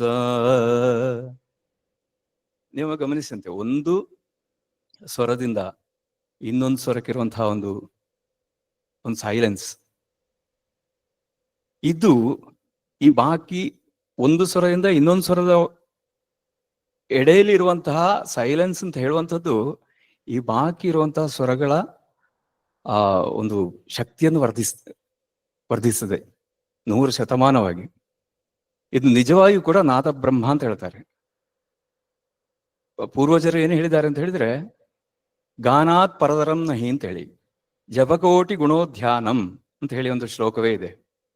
ಅದರಲ್ಲಿ ಕೋಟಿ ಜಪಕ್ಕೆ ತುಲ್ಯಂತೆ ಒಂದು ಧ್ಯಾನ ಅಂತ ಹೇಳಿದ್ರೆ, ಇನ್ನು ಶ್ರುತಿ ಸೇರಿ ಒಂದು ಹಾಡಿದ್ರೆ ಅದಕ್ಕೆ ಸರಿಸಮವಾದ ಯಾವುದೂ ಇಲ್ಲ ಅಂತ ಹೇಳ್ತಾರೆ. ವೇದಶಾಸ್ತ್ರಗಳನ್ನು ಓದಲಿಕ್ಕೆ ಸಾಧ್ಯ ಆಗದಿದ್ರು ಅಂಥವರಿಗೆ ಸಂಗೀತದ ಒಲವು, ಅಥವಾ ಕಷ್ಟಪಟ್ಟರೆ ಗ್ಯಾರಂಟಿ ಯಾರಿಗೂ ಸಂಗೀತ ಕಲಿಬಹುದು. ಅದಕ್ಕೆ ನಮ್ಮ ಹಿರಿಯರು, ನಮ್ಮ ಪರಂಪರೆಯಲ್ಲಿ ಯಾರಾದರೂ ಹುಟ್ಟಿದಾಗಲೇ ಸಂಗೀತಜ್ಞರಾಗಿದ್ದುಕೊಂಡು ಹಾಗೆ ಬರಬೇಕು ಅಂತ ಹೇಳುವಂಥ ಯಾವ ಅನಿವಾರ್ಯತೆ ಇಲ್ಲ. ಈ ಪ್ರತಿಯೊಂದು ಸ್ವರಗಳ ಆರಾಧನೆ ಪ್ರತಿನಿತ್ಯ ನಡೆಯುವುದು ಎಂದಾದರೆ, ಪ್ರತಿಯೊಂದು ಸ್ವರಗಳಲ್ಲೂ ಕೂಡ ಒಂದೊಂದು ದೈವಾಂಶ ಇದ್ದೇ ಇದೆ. ಅಂದ್ರೆ ಹೆಚ್ಚಿನವರು ಅದರ ಬಗ್ಗೆ, ಮ್ಯೂಸಿಕ್ ಅಂತ ಹೇಳಿದ್ರೆ ಅದು ಬೇರೆ ಯಾರಿಗೂ ಆಗದಿದ್ದವರು ಆ ವಿಷಯಕ್ಕೆ ಅಂತ ಹೇಳುವಂಥದ್ದು. ಖಂಡಿತ ಹಾಗೆ ಯಾರಿಗಾದ್ರೂ ಅಂತಹ ಒಂದು ಪರಿಕಲ್ಪನೆ ಇದ್ರೆ, ನಮಗೆ ಗೊತ್ತಿಲ್ಲದ ವಿಷಯದಲ್ಲಿ ನೆಗ್ಲೆಜೆನ್ಸಿ ಖಂಡಿತವಾಗಿ ಇರಬಾರ್ದು ಅಂತ ಹೇಳ್ತಾರೆ. ನಾವು ಉದಾಹರಣೆಗೆ, ನಾನಿವತ್ತು ಜೀವನ ಮಾಡೋದು ಸಂಗೀತದಿಂದ ಜೀವನ ಮಾಡೋದು ಅಂತ ಹೇಳಿದ್ರೆ, ಬಾಕಿ ಇದ್ದ ವಿಚಾರಗಳಿಗೆಲ್ಲ ಮಂತ್ಲಿ ಸ್ಯಾಲ್ರಿ ಇದ್ದ ಹಾಗೆ ಅಲ್ಲ. ಇದಕ್ಕೊಂದು ಕೊಟ್ಟ ಗೌರವಧನ ಎಷ್ಟು ಕೊಡ್ತಾರೋ ಅಷ್ಟೊಂದು ಸ್ವೀಕರಿಸಿದ್ದು. ದುಡ್ಡಿಲ್ಲದಿದ್ರೆ ಯಾವುದು ಕೂಡ ಸಾಧ್ಯವೇ ಇಲ್ಲ. ಹಾಗೆ ತ್ಯಾಗರಾಜ ಸ್ವಾಮಿಯವರು ಸಂಗೀತವನ್ನು ನಾವೊಂದು 3-4 ರೀತಿಯಲ್ಲಿ ನಾವು ಅದನ್ನೊಂದು ಬೇರ್ಪಡಿಸಿದ್ರೆ, ಒಂದು ಭಕ್ತಿ ಮಾರ್ಗಕ್ಕೆ ಮಾತ್ರ ಸೀಮಿತವಾದ್ದು. ಅದರಿಂದ ಒಂದೇ ಒಂದು ಧನ ಸಂಗ್ರಹೋ ಯಾವುದೂ ಇಲ್ಲ. ದೇವರ ಬಗ್ಗೆ ಇರುವಂತಹ ಪ್ರೀತಿ ಪ್ರೇಮ ಮಾತ್ರ, ಅದಕ್ಕೆ ಮಾತ್ರ ಸೀಮಿತ ಅದು. ಹಾಗೆ ಮಾಡಿ ಒಂದಷ್ಟು ಭಂಡಾರವನ್ನು ನಮಗೆ ಇಲ್ಲಿರುವಂತಹ ಸಂಗೀತಜ್ಞರಿಗೆ ನೀಡಿ ಇವತ್ತು ಸದ್ಗುರು ಎನಿಸಿದವರು ಸದ್ಗುರು ಶ್ರೀ ತ್ಯಾಗರಾಜ ಸ್ವಾಮಿಯವರು. ತುಂಬಾ ರಾಜರುಗಳು ಅವರನ್ನು ಅವರ ಆಸ್ಥಾನದಲ್ಲಿ ವಿದ್ವಾಂಸರಾಗಿ ಇರಲಿಕ್ಕೆ ಹೇಳಿದ್ರಂತೆ. ಇಲ್ಲ, ನಾನು ರಾಮನನ್ನು ಬಿಟ್ಟು ಬೇರೆ ಯಾರ ಬಗ್ಗೆಯೂ ನಾನು ಮಾತನಾಡುವವನಲ್ಲ, ಬೇರೆ ಯಾರ ಬಗ್ಗೆಯೂ ಒಂದು ಕೀರ್ತನೆಯನ್ನು ನಾನು ಬರೆಯುವವನಲ್ಲ. ನನಗೆ ಸೀತಾ ಲಕ್ಷ್ಮಣ ಹನುಮಂತ ಸಮೇತವಾದ ಆ ಒಂದು ಪರಿವಾರದ ಒಂದು ಇದು ಬಿಟ್ಟು ಬೇರೆ ನನಗೆ ಏನೂ ಇಲ್ಲ ಅಂತ ಹೇಳಿ. ಎಲ್ಲಿಯಾದ್ರೂ ತ್ಯಾಗರಾಜ ಸ್ವಾಮಿಯವರು ಇವತ್ತು ಇಲ್ಲದೆ ಇರ್ತಿದ್ರೆ ಅದು ನಮಗೆ ಎಣಿಸ್ಲಿಕ್ಕೂ ಕೂಡ ಸಾಧ್ಯ ಇಲ್ಲ ಇದ್ದಂತ ಒಂದು ವಿಷಯ. ಪುರಂದರದಾಸರು ಕೂಡ ತ್ರಿಮೂರ್ತಿಗಳು, ಅದು ಕಳೆದ ಮೇಲೆ ನಮಗೆ ಹೇಳಿಕ್ಕಿರುವಂಥದ್ದು ತ್ಯಾಗರಾಜ ಸ್ವಾಮಿಯವರನ್ನು ಸೇರಿಸಿ. ಹಾಗೆ ಬರೇ ಶ್ರೀರಾಮಚಂದ್ರನನ್ನು ಮಾತ್ರ ಧ್ಯಾನ ಮಾಡಿ ಅವರು ಬದುಕಿದ್ರು. ಭಿಕ್ಷೆ ಬೇಡಿ, ಉಂಚವೃತ್ತಿ ಅಂತ ಹೇಳ್ತಾರೆ ಅದಕ್ಕೆ, ಜೀವಿಸಿದ್ರು. ಅವರನ್ನು ಕೂಡ ಈ ಸಂಗೀತದ ಸಂಗಾತಿಯೇ ಇಷ್ಟು ಒಂದು ಮೇಲ್ಮಟ್ಟಕ್ಕೆ ಏರಿಸಿದ್ದು. ಇವತ್ತು ನನ್ನ ಅಂತಹ ಒಬ್ಬ ಗಾಯಕನಿಗೆ ನನ್ನ ಜಗದ್ಗುರು ಅಂತ ಹೇಳಿ ನನಗೆ ತಿಳಿಲಿಕ್ಕೆ ಸಾಧ್ಯವಾಗುವುದು ತ್ಯಾಗರಾಜ ಸ್ವಾಮಿಯವರನ್ನು ಮಾತ್ರ. ಇನ್ನೊಂದು ವರ್ಷ ಅಂತ ನೋಡಿದ್ರೆ ನಾವು ಜನರಲ್ ಆಗಿ ಕೇಳ್ತೇವೆ, ಜೂನಿಯರ್ ಆಗಿದೆ, ಸೀನಿಯರ್ ಆಗಿದೆ, ವಿದ್ವತ್ ಆಗಿದೆ ಅಂತ ಹೇಳಿ. ಸಂಗೀತ ಕಲಿತೀಯ ಅಂತ ಹೇಳಿದ ಕೂಡಲೇ ಎಷ್ಟು ಕೀರ್ತನೆ ಕಲ್ತಿದ್ಯಮ್ಮ, ಎಷ್ಟು ವರ್ಣ ಗೊತ್ತಿದೆಯಮ್ಮ, ಎಷ್ಟು ಸರಳ ವರ್ಷ ಕಲ್ತಿದ್ಯಮ್ಮ ಅಂತ ಯಾರು ಕೇಳುದಿಲ್ಲ. ಅದರಲ್ಲಿ ಒಂದು 3-4 ವರ್ಷ ಆಗಿ ಪರೀಕ್ಷೆ ಬರೆಯಿದ್ರೆ ಮತ್ತೆ ಅಲ್ಲಿ ಮನೆಯಲ್ಲಿ ಕೂತ್ಕೊಳ್ಳಿಕ್ಕೂ ಸಾಧ್ಯ ಇಲ್ಲ. ನೆಂಟರ ಕ್ವಶನಿಗೆ ಆನ್ಸರ್ ಹೇಳಿ, ತಪ್ಪು ತಿಳ್ಕೊಳ್ಬೇಡಿ. ಹಾಗೆ ಇದು ಪರೀಕ್ಷೆಗೆ ಬೇಕಾದ ಸಂಗೀತ. ಇದೇನ್ ಮಾಡ್ತದೆ, ನಮ್ಮನ್ನು ತುಂಬಾ ಒಂದು ಕೆಟ್ಟ ದಾರಿಗೆ ಅದು ತಗೊಂಡು ಹೋಗ್ತದೆ. ಜಸ್ಟ್ ಸರ್ಟಿಫಿಕೇಟ್, ಒಮ್ಮೆಯೂ ಆ ತರ ನಮಗೆ ಉಪಯೋಗಿಸ್ಲಿಕ್ಕೆ ಇರುವಂಥದ್ದಲ್ಲ ಇದು ಸಂಗೀತ ಅಂತ ಹೇಳುವಂಥದ್ದು. ಇದು ಪೂರ್ವಿಕರು ಹೇಳಿದ ಹಾಗೆ 4 ವೇದಗಳ ನಂತರ ಬರುವಂತಹ ಒಂದು ಪ್ರಧಾನ ವೇದವೇ ಇದು. ಇಲ್ಲಿ ಶೃಂಗೇರಿ ಹಿರಿಯ ಸನ್ನಿಧಾನಗಳವರು ನಮ್ಮ ಇಲ್ಲಿಗೆ ಬಂದಿರುವಾಗ ಅವರು ಅನುಗ್ರಹ ಭಾಷಣದಲ್ಲಿ ತಿಳಿಸಿದ ಒಂದು ತುಣುಕು ಇದೆ. ಎಷ್ಟು ಅದ್ಭುತವಾಗಿ ಅವರು ಸಂಗೀತದ ಬಗ್ಗೆ ಹೇಳಿದ್ದಾರೆ ಅಂತ ಹೇಳಿದ್ರೆ ಒಬ್ಬರು ಸಂಗೀತಜ್ಞರಿಂದಲೂ ಕೂಡ ಅಷ್ಟು ಹೇಳಿಕೆ ಸಾಧ್ಯ ಇಲ್ಲ ಇದ್ದಷ್ಟು. ವೇದಕ್ಕೆ ಅಂದ್ರೆ ಒಂದು ಪಂಚಮ ವೇದ ಅಂತಲೇ ಇದಕ್ಕೆ ಕರೀತಾರೆ. ಆಗ ನಿಮಗೆ ಇದರ ಒಳಗಿರುವಂತಹ ವಿಚಾರ ಎಷ್ಟಿರಬಹುದು ಅಂತ ನಿಮಗೆ ಊಹೆ ಮಾಡಲಿಕ್ಕೆ ಸಾಧ್ಯ. ಪುರಾಣಗಳು, ಎಲ್ಲಾ ದೇವರ ಬಗ್ಗೆ ಇರುವಂತಹ ಚರಿತ್ರೆಗಳು ಕೂಡ ನಮ್ಮ ಒಂದು ಜೀವಂತವಾಗಿ ಒಂದು 50-60 ವರ್ಷಗಳಿದ್ರೆ ಎಲ್ಲಿಯಾದ್ರೂ ಅದರ ಒಂದೋ ಎರಡೋ ಶತಮಾನ ಮಾತ್ರ ನಮಗೆ ಅದನ್ನು ಅರಗಿಸಿಕೊಳ್ಳಿಕ್ಕೆ ಸಾಧ್ಯ. ಅಷ್ಟು ದೊಡ್ಡ ಮೇರು ಶಿಖರದ ಆಗಿರುವಂತಹ ಒಂದು ಸಂಗತಿ ಇದು. ಆದ ಕಾರಣ ಇದನ್ನು ಪರೀಕ್ಷೆಯ ಒಂದು ದೃಷ್ಟಿಯಿಂದ ಇದನ್ನು ಕಾಣದೆ ಇದನ್ನೊಂದು ಸಂಗಾತಿಯ ದೃಷ್ಟಿಯಲ್ಲಿ ನಾವು ಅಳವಡಿಸಿಕೊಳ್ಳೋದು ಒಳ್ಳೆಯದು ಅಂತ ಹೇಳುವಂತಹ ಒಂದು ಅಭಿಪ್ರಾಯ. ಇನ್ನೊಂದು ವಿಚಾರ, ನಾನು ಸಂಗೀತ ಕಲಿತೇನೆ, ನಾನು ಕಚೇರಿ ಕೊಡ್ತೇನೆ, ನನಗೊಂದಷ್ಟು ಸಂಪಾದನೆ ಬೇಕು ಅಂತ ಹೇಳುವಂಥದ್ದು, ಅದು ಕೂಡ ಒಂದಷ್ಟು ಒಳ್ಳೆಯದಲ್ಲ. ಇನ್ನೊಂದು, ಸರಿಯಾದ ಗುರುಗಳಿಂದ ಕಲಿತು, ನನಗೂ ಒಂದು ಆಸೆ ಇತ್ತು ಕಲಿತು ಸೀದಾ ಯಾವುದಾದ್ರೂ ಫಿಲ್ಮ್ ಇಂಡಸ್ಟ್ರಿಗೆ ಹೋಗಿ ಅಲ್ಲಿ ಸೇರಿಬಿಡುವ ಅಂತ ಹೇಳಿ. ಆದ್ರೆ ಯಾಕೋ ಹಣೆಯಲ್ಲಿ ಬರೆದದ್ದು ಇದಿರಬೇಕು. ಒಂದು ನಮ್ಮ ಪರಂಪರೆ ಅಂದ್ರೆ ಕೆಲವರಾದ್ರೂ ಕೆಲವು ವಿಚಾರಗಳಿಗೆ ಬೇಕು ಅಂತ ಹೇಳ್ತಾರೆ. ಈಗ ಸನ್ಯಾಸಿಗಳು, ಎಲ್ಲರಿಗೂ ಸನ್ಯಾಸ ಆಗ್ಲಿಕ್ಕೆ ಸಾಧ್ಯವಾ? ಇಲ್ಲ. ಎಲ್ಲರೂ ಸನ್ಯಾಸವಾದ್ರೆ ನಮ್ಮ ಕಂಪ್ಲೀಟ್ ಜನರೇಷನ್ ಅಸ್ತವ್ಯಸ್ತವಾಗಬಹುದು. ಅದೇ ತರ ಒಂದಷ್ಟು ಜನ ಕಷ್ಟಪಡ್ಲಿಕ್ಕೆ, ಒಂದಷ್ಟು ಜನರಿಂದಲೇ ಕೆಲವು ಕೆಲಸಗಳನ್ನು ಮಾಡ್ಲಿಕ್ಕೆ ಸಾಧ್ಯ. ಒಂದು ವಿಶ್ರಾಮ ಇಲ್ಲ ಇದ್ದ ರೀತಿಯಲ್ಲಿ ಇರುವಂತಹ ಒಂದು ಅವಸ್ಥೆ ಬಂದರೂ ಕೂಡ ನಮಗೆ ಈ ತರ ಇರುವವರಿಗೆ ಸಿಗುವಂತಹ ಒಂದು 5 ನಿಮಿಷದ ವಿಶ್ರಾಂತಿ ಕೂಡ ಬಹಳ ಆನಂದದಾಯಕ. ಹಾಗೆ ಮ್ಯೂಸಿಕ್ನಲ್ಲಿ ದೇವರನ್ನು ಹೋಲಿಸಲಿಕ್ಕೆ, ಒಳ್ಳೆಯ ಮ್ಯೂಸಿಕ್ ಅನ್ನು ಇತರರಿಗೆ ಅದನ್ನು ಉಣಬಡಿಸಿ ಅದರಿಂದ ಈಗ ನಮ್ಮ ಗುರುಗಳು ಏನು ಮಾಡಿದ್ದಾರೆ, ಎಷ್ಟು ಮ್ಯೂಸಿಕ್ಗೆ ಬೇಕಾಗಿ ಏನು ಕೆಲಸ ಮಾಡಿದ್ದಾರೆ, ಎಷ್ಟು ಇದನ್ನು ಪ್ರಚಾರಪಡಿಸಿದ್ದಾರೆ, ಎಷ್ಟು ಶುದ್ಧವಾದ ಸಂಗೀತವನ್ನು ಹಸ್ತಾಂತರ ಮಾಡಿದ್ದಾರೆ. ಅದು ಇನ್ನೊಂದು ಜಸ್ಟ್ ಪರೀಕ್ಷೆ ಓರಿಯೆಂಟೆಡ್ ಆಗಿರುವಂಥದ್ದು. ನಾವು ಇದನ್ನೆಲ್ಲ ಅನಲೈಸ್ ಮಾಡ್ಕೊಂಡು ನೋಡಿದ್ರೆ ತ್ಯಾಗರಾಜ ಸ್ವಾಮಿಯವರ ಹಾಗೆ ಆಗ್ಲಿಕ್ಕೆ ನಮ್ಮಿಂದ ಈ ಜನ್ಮದಲ್ಲಿ ಸಾಧ್ಯವೇ ಇಲ್ಲ. ಅಂದ್ರೆ ಅವರ ಕಾಲ ಅದಾಗಿತ್ತು. ನಮ್ಮದು ನವಮಾಧ್ಯಮಗಳು ಸೇರಿದಂತೆ ಇರುವಂತಹ ಇದರಲ್ಲಿ ನಾವು ಯಾವ ತರ ಇದನ್ನು ಜೋಡಿಸಿಕೊಳ್ಬಹುದು, ಅಳವಡಿಸಿಕೊಳ್ಬಹುದು ಅಂತ ಹೇಳುವಂಥದ್ದು ಯಾರಾದ್ರೂ ಇದನ್ನು ಕಲಿಯುವಂತಹ ವಿದ್ಯಾರ್ಥಿಗಳು ಅಥವಾ ತೊಡಗಿಸಿಕೊಂಡವರು ಯಾರಾದ್ರೂ ಇದ್ರೆ ನನ್ನ ಒಂದು ಕಿವಿ ಮಾತು, ನೀವು ನಿಮ್ಮ ಜೀವನದಲ್ಲಿ ನನಗೆ ಯಾರು ಇಲ್ಲ ಇದ್ರೂ ನನ್ನ ಜೊತೆಗೆ ನನ್ನ ಸಂಗೀತ ಇದೆ, ನನ್ನ ಸಪ್ತಸ್ವರಗಳಿದೆ ಅಂತ ಹೇಳುವಂತಹ ಒಂದು ಆತ್ಮಬಲವನ್ನು ನಮ್ಮದಾಗಿಸ್ಕೊಂಡ್ರೆ, ಆಮೇಲೆ ದುಡ್ಡು ಅಥವಾ ಜನಬೆಂಬಲ ಇದೆಲ್ಲ ಕ್ರಮೇಣವಾಗಿ ಖಂಡಿತವಾಗಿಯೂ ಬರಬಹುದು ಅಂತ ಹೇಳೋದ್ರಲ್ಲಿ ಯಾವ ಸಂದೇಹವೂ ಇಲ್ಲ. ನಮ್ಮ ವಿಷನ್, ನಮ್ಮ ನಿತ್ಯದ ಜೀವನದಲ್ಲಿ ನೆನಪಿಸಿಕೊಂಡು ಸಂಗೀತ ಮಾತ್ರ ನನ್ನ ಉಸಿರು, ನನಗೆ ಕಾಣುವಂಥದ್ದೆಲ್ಲ ಸಂಗೀತ ಅಂತ ಹೇಳುವಂತಹ ಒಂದು ವಿಚಾರ ನಮ್ಮ ಮನಸ್ಸಿನಲ್ಲಿ ಇದ್ದು ನಾವು ಮುಂದೆ ನಡೆದ್ರೆ ಅದೊಂದು ಅದ್ಭುತವಾದ ಒಂದು ವಿಚಾರಕ್ಕೆ ಎಲ್ಲರಿಗೂ ಬರಲಿಕ್ಕೆ ಸಾಧ್ಯ ಅಂತ ಹೇಳುವಂತಹ ಒಂದು ತೋರಿಕೆ ನನಗೆ. ಇದರಿಂದ ಇನ್ನೊಂದು ವಿಚಾರವು ಕೂಡ ನಮಗೆ ಗಮನಿಸಬಹುದು. ತ್ರಿಮೂರ್ತಿಗಳಲ್ಲಿ ಒಬ್ಬರಾದ ಮುತ್ತುಸ್ವಾಮಿ ದೀಕ್ಷಿತರು ನವಾವರಣ ಹಾಗೂ ನವಗ್ರಹದ ಕೀರ್ತನೆಗಳನ್ನು ರಚನೆ ಮಾಡಿದ್ದಾರೆ. ನೀವು ನೋಡಿ ಮ್ಯೂಸಿಕ್ಕಿನ ಒಂದು ಆ ಶಕ್ತಿ. ನಾವು ನಮಗೇನಾದ್ರೂ ತೊಂದರೆಗಳು ಬಂದ ಕೂಡಲೇ ಜ್ಯೋತಿಷ್ಯರಲ್ಲಿ ಹೋಗ್ತೇವೆ, ಪ್ರಶ್ನೆ ಇಡ್ತೇವೆ. ಅವ್ರು ಹೇಳ್ತಾರೆ ನಿಮಗೆ ರಾಹು ಕಾಲ, ಕುಜ, ಶುಕ್ರ, ಶನಿ, ಬುಧ, ಗುರು ಅಂತೆಲ್ಲ ಹೇಳ್ತಾರೆ. ಅದಕ್ಕೆ ಪರಿಹಾರ ಆಗಬೇಕು.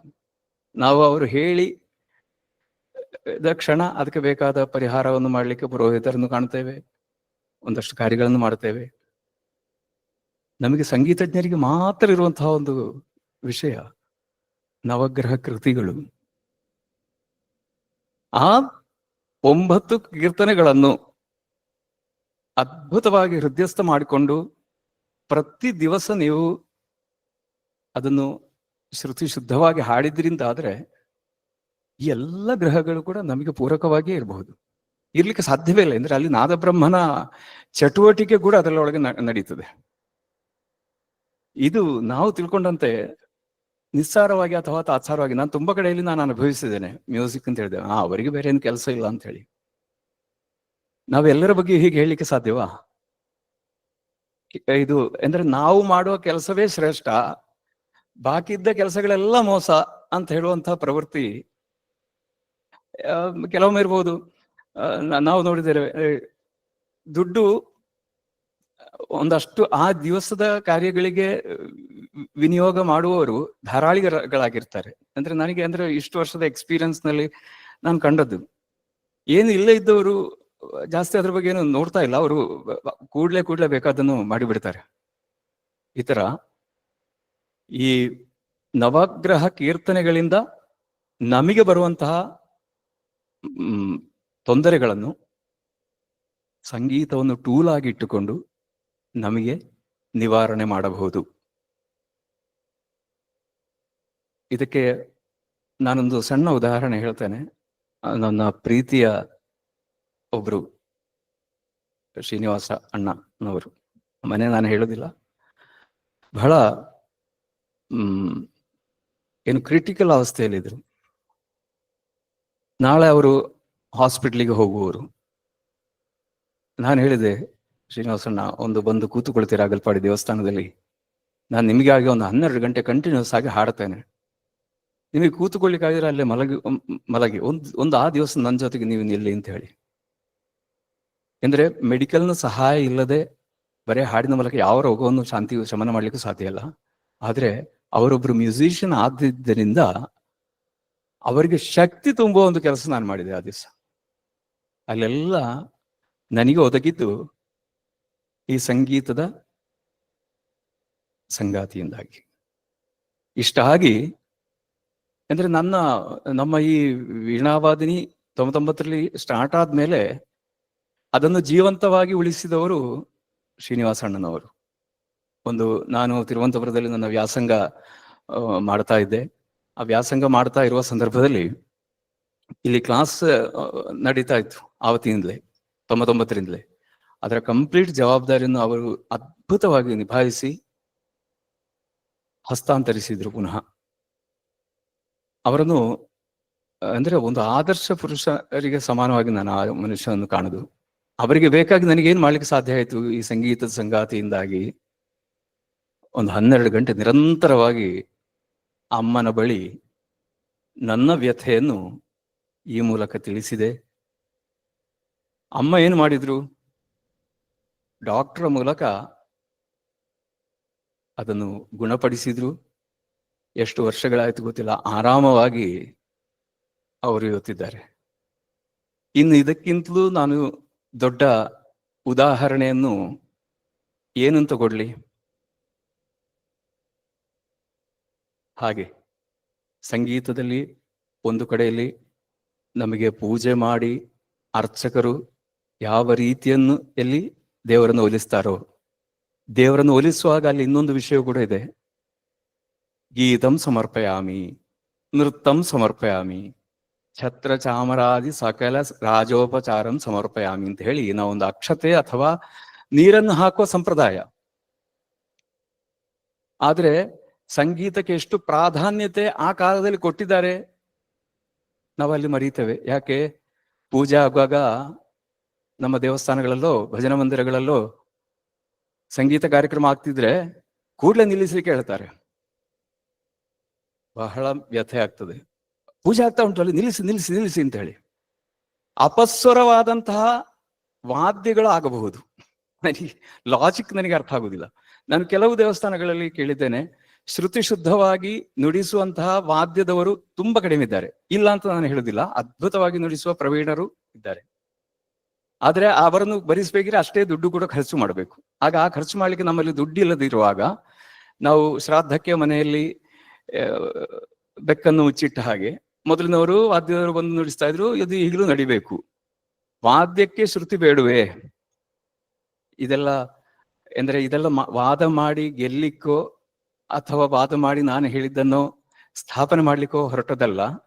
ಸಂಗೀತಗಾರನಾಗಿದ್ದುಕೊಂಡು ವಿಷಯ ಸಂಗೀತಕ್ಕೆ ಸಂಬಂಧವಾದದ್ದು ಆದದ್ದರಿಂದ ನಿಮ್ಮ ಮುಂದೆ ಒಂದು ನಿಷ್ಕಲ್ಮಶದಿಂದ ನಾನು ಇದನ್ನು ನಿಮ್ಮ ಜೊತೆಗೆ ಹಂಚಿಕೊಂಡದ್ದಷ್ಟೇ.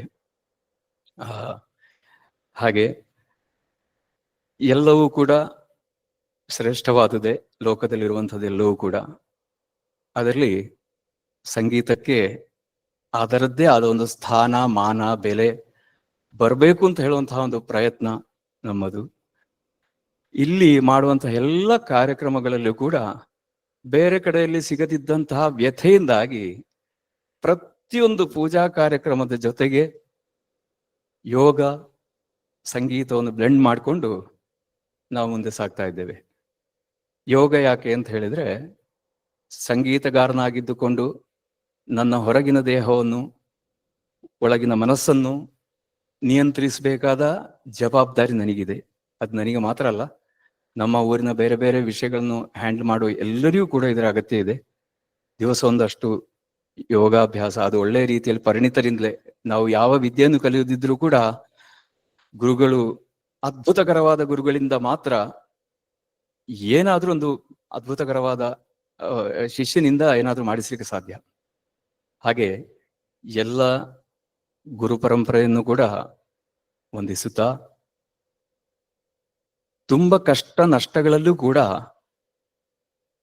ಅಂದ್ರೆ ಎಷ್ಟೋ ಸಮಯ ಚಿಂತನೆಗಳು ಬರ್ತದೆ ಅಥವಾ ಚಿಂತೆಗಳು ಬರ್ತವೆ, ಇದು ನನ್ನಿಂದ ಸಾಧ್ಯ ಇಲ್ಲ, ನಾನು ಇಲ್ಲಿಂದ ಇನ್ನು ಹೋಗಲೇಬೇಕು ಎಂದ್ರೆ, ಒಂದಷ್ಟು ಕಾರ್ಯಗಳನ್ನು ಮಾಡ್ತಾ ಇರುವಾಗ ಒಂದಷ್ಟು ಸಮಸ್ಯೆಗಳು ಬಂದೇ ಬರ್ತದಲ್ಲ. ಅದು ಒಳ್ಳೆ ಕಾರ್ಯಗಳಿಗಾಗುವಾಗ ಮತ್ತೆ ಹೇಳದೆ ಬೇಡ. ಸಪೋರ್ಟ್ ಜನರದ್ದು. ದೂರದಿಂದ ನನ್ನನ್ನು ನೋಡಿದ್ರೆ ನಾನು ಅಹಂಕಾರಿಯಾಗಿ ಎಲ್ಲರಿಗೂ ತೋರಬಹುದೋ ಏನೋ ಗೊತ್ತಿಲ್ಲ. ಆದ್ರೆ ಅದೇ ಅಹಂಕಾರಯುತವಾದ ಮನುಷ್ಯನ ಹತ್ತಿರಕ್ಕೆ ಹೋಗಿ ನಾವೊಂದು ಮಾತನಾಡಿಸಿ ನೋಡ, ನಮ್ಗೆ ಗೊತ್ತಾಗ್ತವೆ, ಅಯ್ಯೋ ಇಷ್ಟು ಒಳ್ಳೆ ಜನವಾಗಿತ್ತೋ, ನಾನು ಅವನಿಂದ ಇಷ್ಟು ತುಂಬಾ ದೂರವಾಗಿ ಉಳಿದಿದ್ದೇನೆ ಅಂತ ಹೇಳಿ. ಇದೆಲ್ಲ ನನ್ನ ಅನುಭವದಿಂದ ತುಂಬಾ ಅರ್ಥ ಮಾಡಿಕೊಂಡಿದ್ದೇನೆ. ಇವತ್ತು ನಿಮ್ಮ ಎದುರು ನನಗೆ ನಿಲ್ಲಕ್ಕೆ ಆಗಿದೆ ಎಂದಾದಲ್ಲಿ ಇದಕ್ಕೆ ಸಂಪೂರ್ಣ ಜವಾಬ್ದಾರಿ ಸಂಗೀತದ್ದು ಮಾತ್ರ. ಎಲ್ಲ ಆ ಸಂಗೀತ ಅಧಿದೇವತೆಯ ಅಡಿಗಳಿಗೆ ಸಮರ್ಪಿಸಿಕೊಂಡು ನನ್ನ ಈ ಒಂದೆರಡು ಮಾತುಗಳನ್ನು ಮುಗಿಸ್ತೇನೆ. ಇದರಲ್ಲಿ ಏನಾದ್ರೂ ತಪ್ಪಿದ್ದಲ್ಲಿ, ಅಂದ್ರೆ ಮಾತು ಎಕ್ಸ್ಪೀರಿಯನ್ಸ್ ಇಲ್ಲ ಇದರ ತೊಂದರೆಗಳಿದೆ, ಏನಾದ್ರೂ ತಪ್ಪಿದ್ದಲ್ಲಿ ಎಲ್ಲರೂ ಮನ್ನಿಸಿ.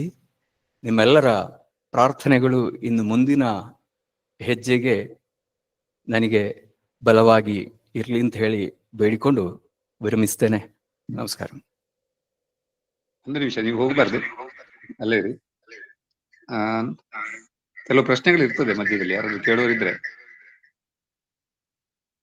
ಒಂದು ನಿಮಿಷ, ಪ್ರಶ್ನೆ ಕೇಳೋರಿದ್ರೆ ಅವರಿಗೆ ಅವಕಾಶ ಇದೆ. ಅದರ ಮಧ್ಯದಲ್ಲಿ ನಾನು ನಿಮ್ಮಲ್ಲಿ ಒಂದು ರಿಕ್ವೆಸ್ಟ್ ಏನಂದ್ರೆ, ನಿಮ್ಮ ವೀಣಾವಾದಿನಿ ಸಂಗೀತ ಶಾಲೆ ಬಗ್ಗೆ ಒಂದೆರಡು ಮಾತು ಇಲ್ಲಿ ಹೇಳಿದ್ರೆ, ಯಾಕಂದ್ರೆ ದಿನದ ಆಕ್ಟಿವಿಟಿ ಹೇಗೆ ಮತ್ತು ನೀವು ಮಾಡುವಂತಹ ನವಾರಣೋ ಪೂಜೆಯೋ ನನ್ನ ವೈಯಕ್ತಿಕವಾಗಿ ಗೊತ್ತಿರ್ಬೋದು, ಬಟ್ ಇಲ್ಲಿ ಸೇರಿದ ಅನೇಕರಿಗೆ ಗೊತ್ತಿರ್ಲಿಕ್ಕಿಲ್ಲ. ಅದರ ಬಗ್ಗೆ ಒಂದು 4 ಮಾತು ಹೇಳಿದ್ರೆ ಸಂತೋಷ ಇತ್ತು. ಅಂದ್ರೆ ವಿಷಯ ಒಂದು ನಾನೇ ಹೇಳಿದ್ದೆ, ನನಗೆ ಹೀಗೆ ಏನು ಮಾತನಾಡ್ಬೇಕು, ಹೇಗೆ ಮಾತನಾಡಬೇಕು ಅಂತ ಗೊತ್ತಿಲ್ಲ ಇದ್ದದ್ರಿಂದ, ಇನ್ನು ಈ ವಿಷಯಕ್ಕೆ ಒಳಪಡದಿದ್ದನ್ನು ಹೇಳಬಹುದು ಹೇಳಬಾರ್ದು ಅಂತ ಹೇಳಿದ್ರಿಂದ ನಾನು ಅದನ್ನು ಯಾವ್ದನ್ನು ಹೇಳಿಕ್ಕೆ ಹೋಗ್ಲಿಲ್ಲ. ನಿಮ್ಮ ಕೇಳಿಕೆಗೆ ತುಂಬಾ ಖುಷಿ ಆಯ್ತು.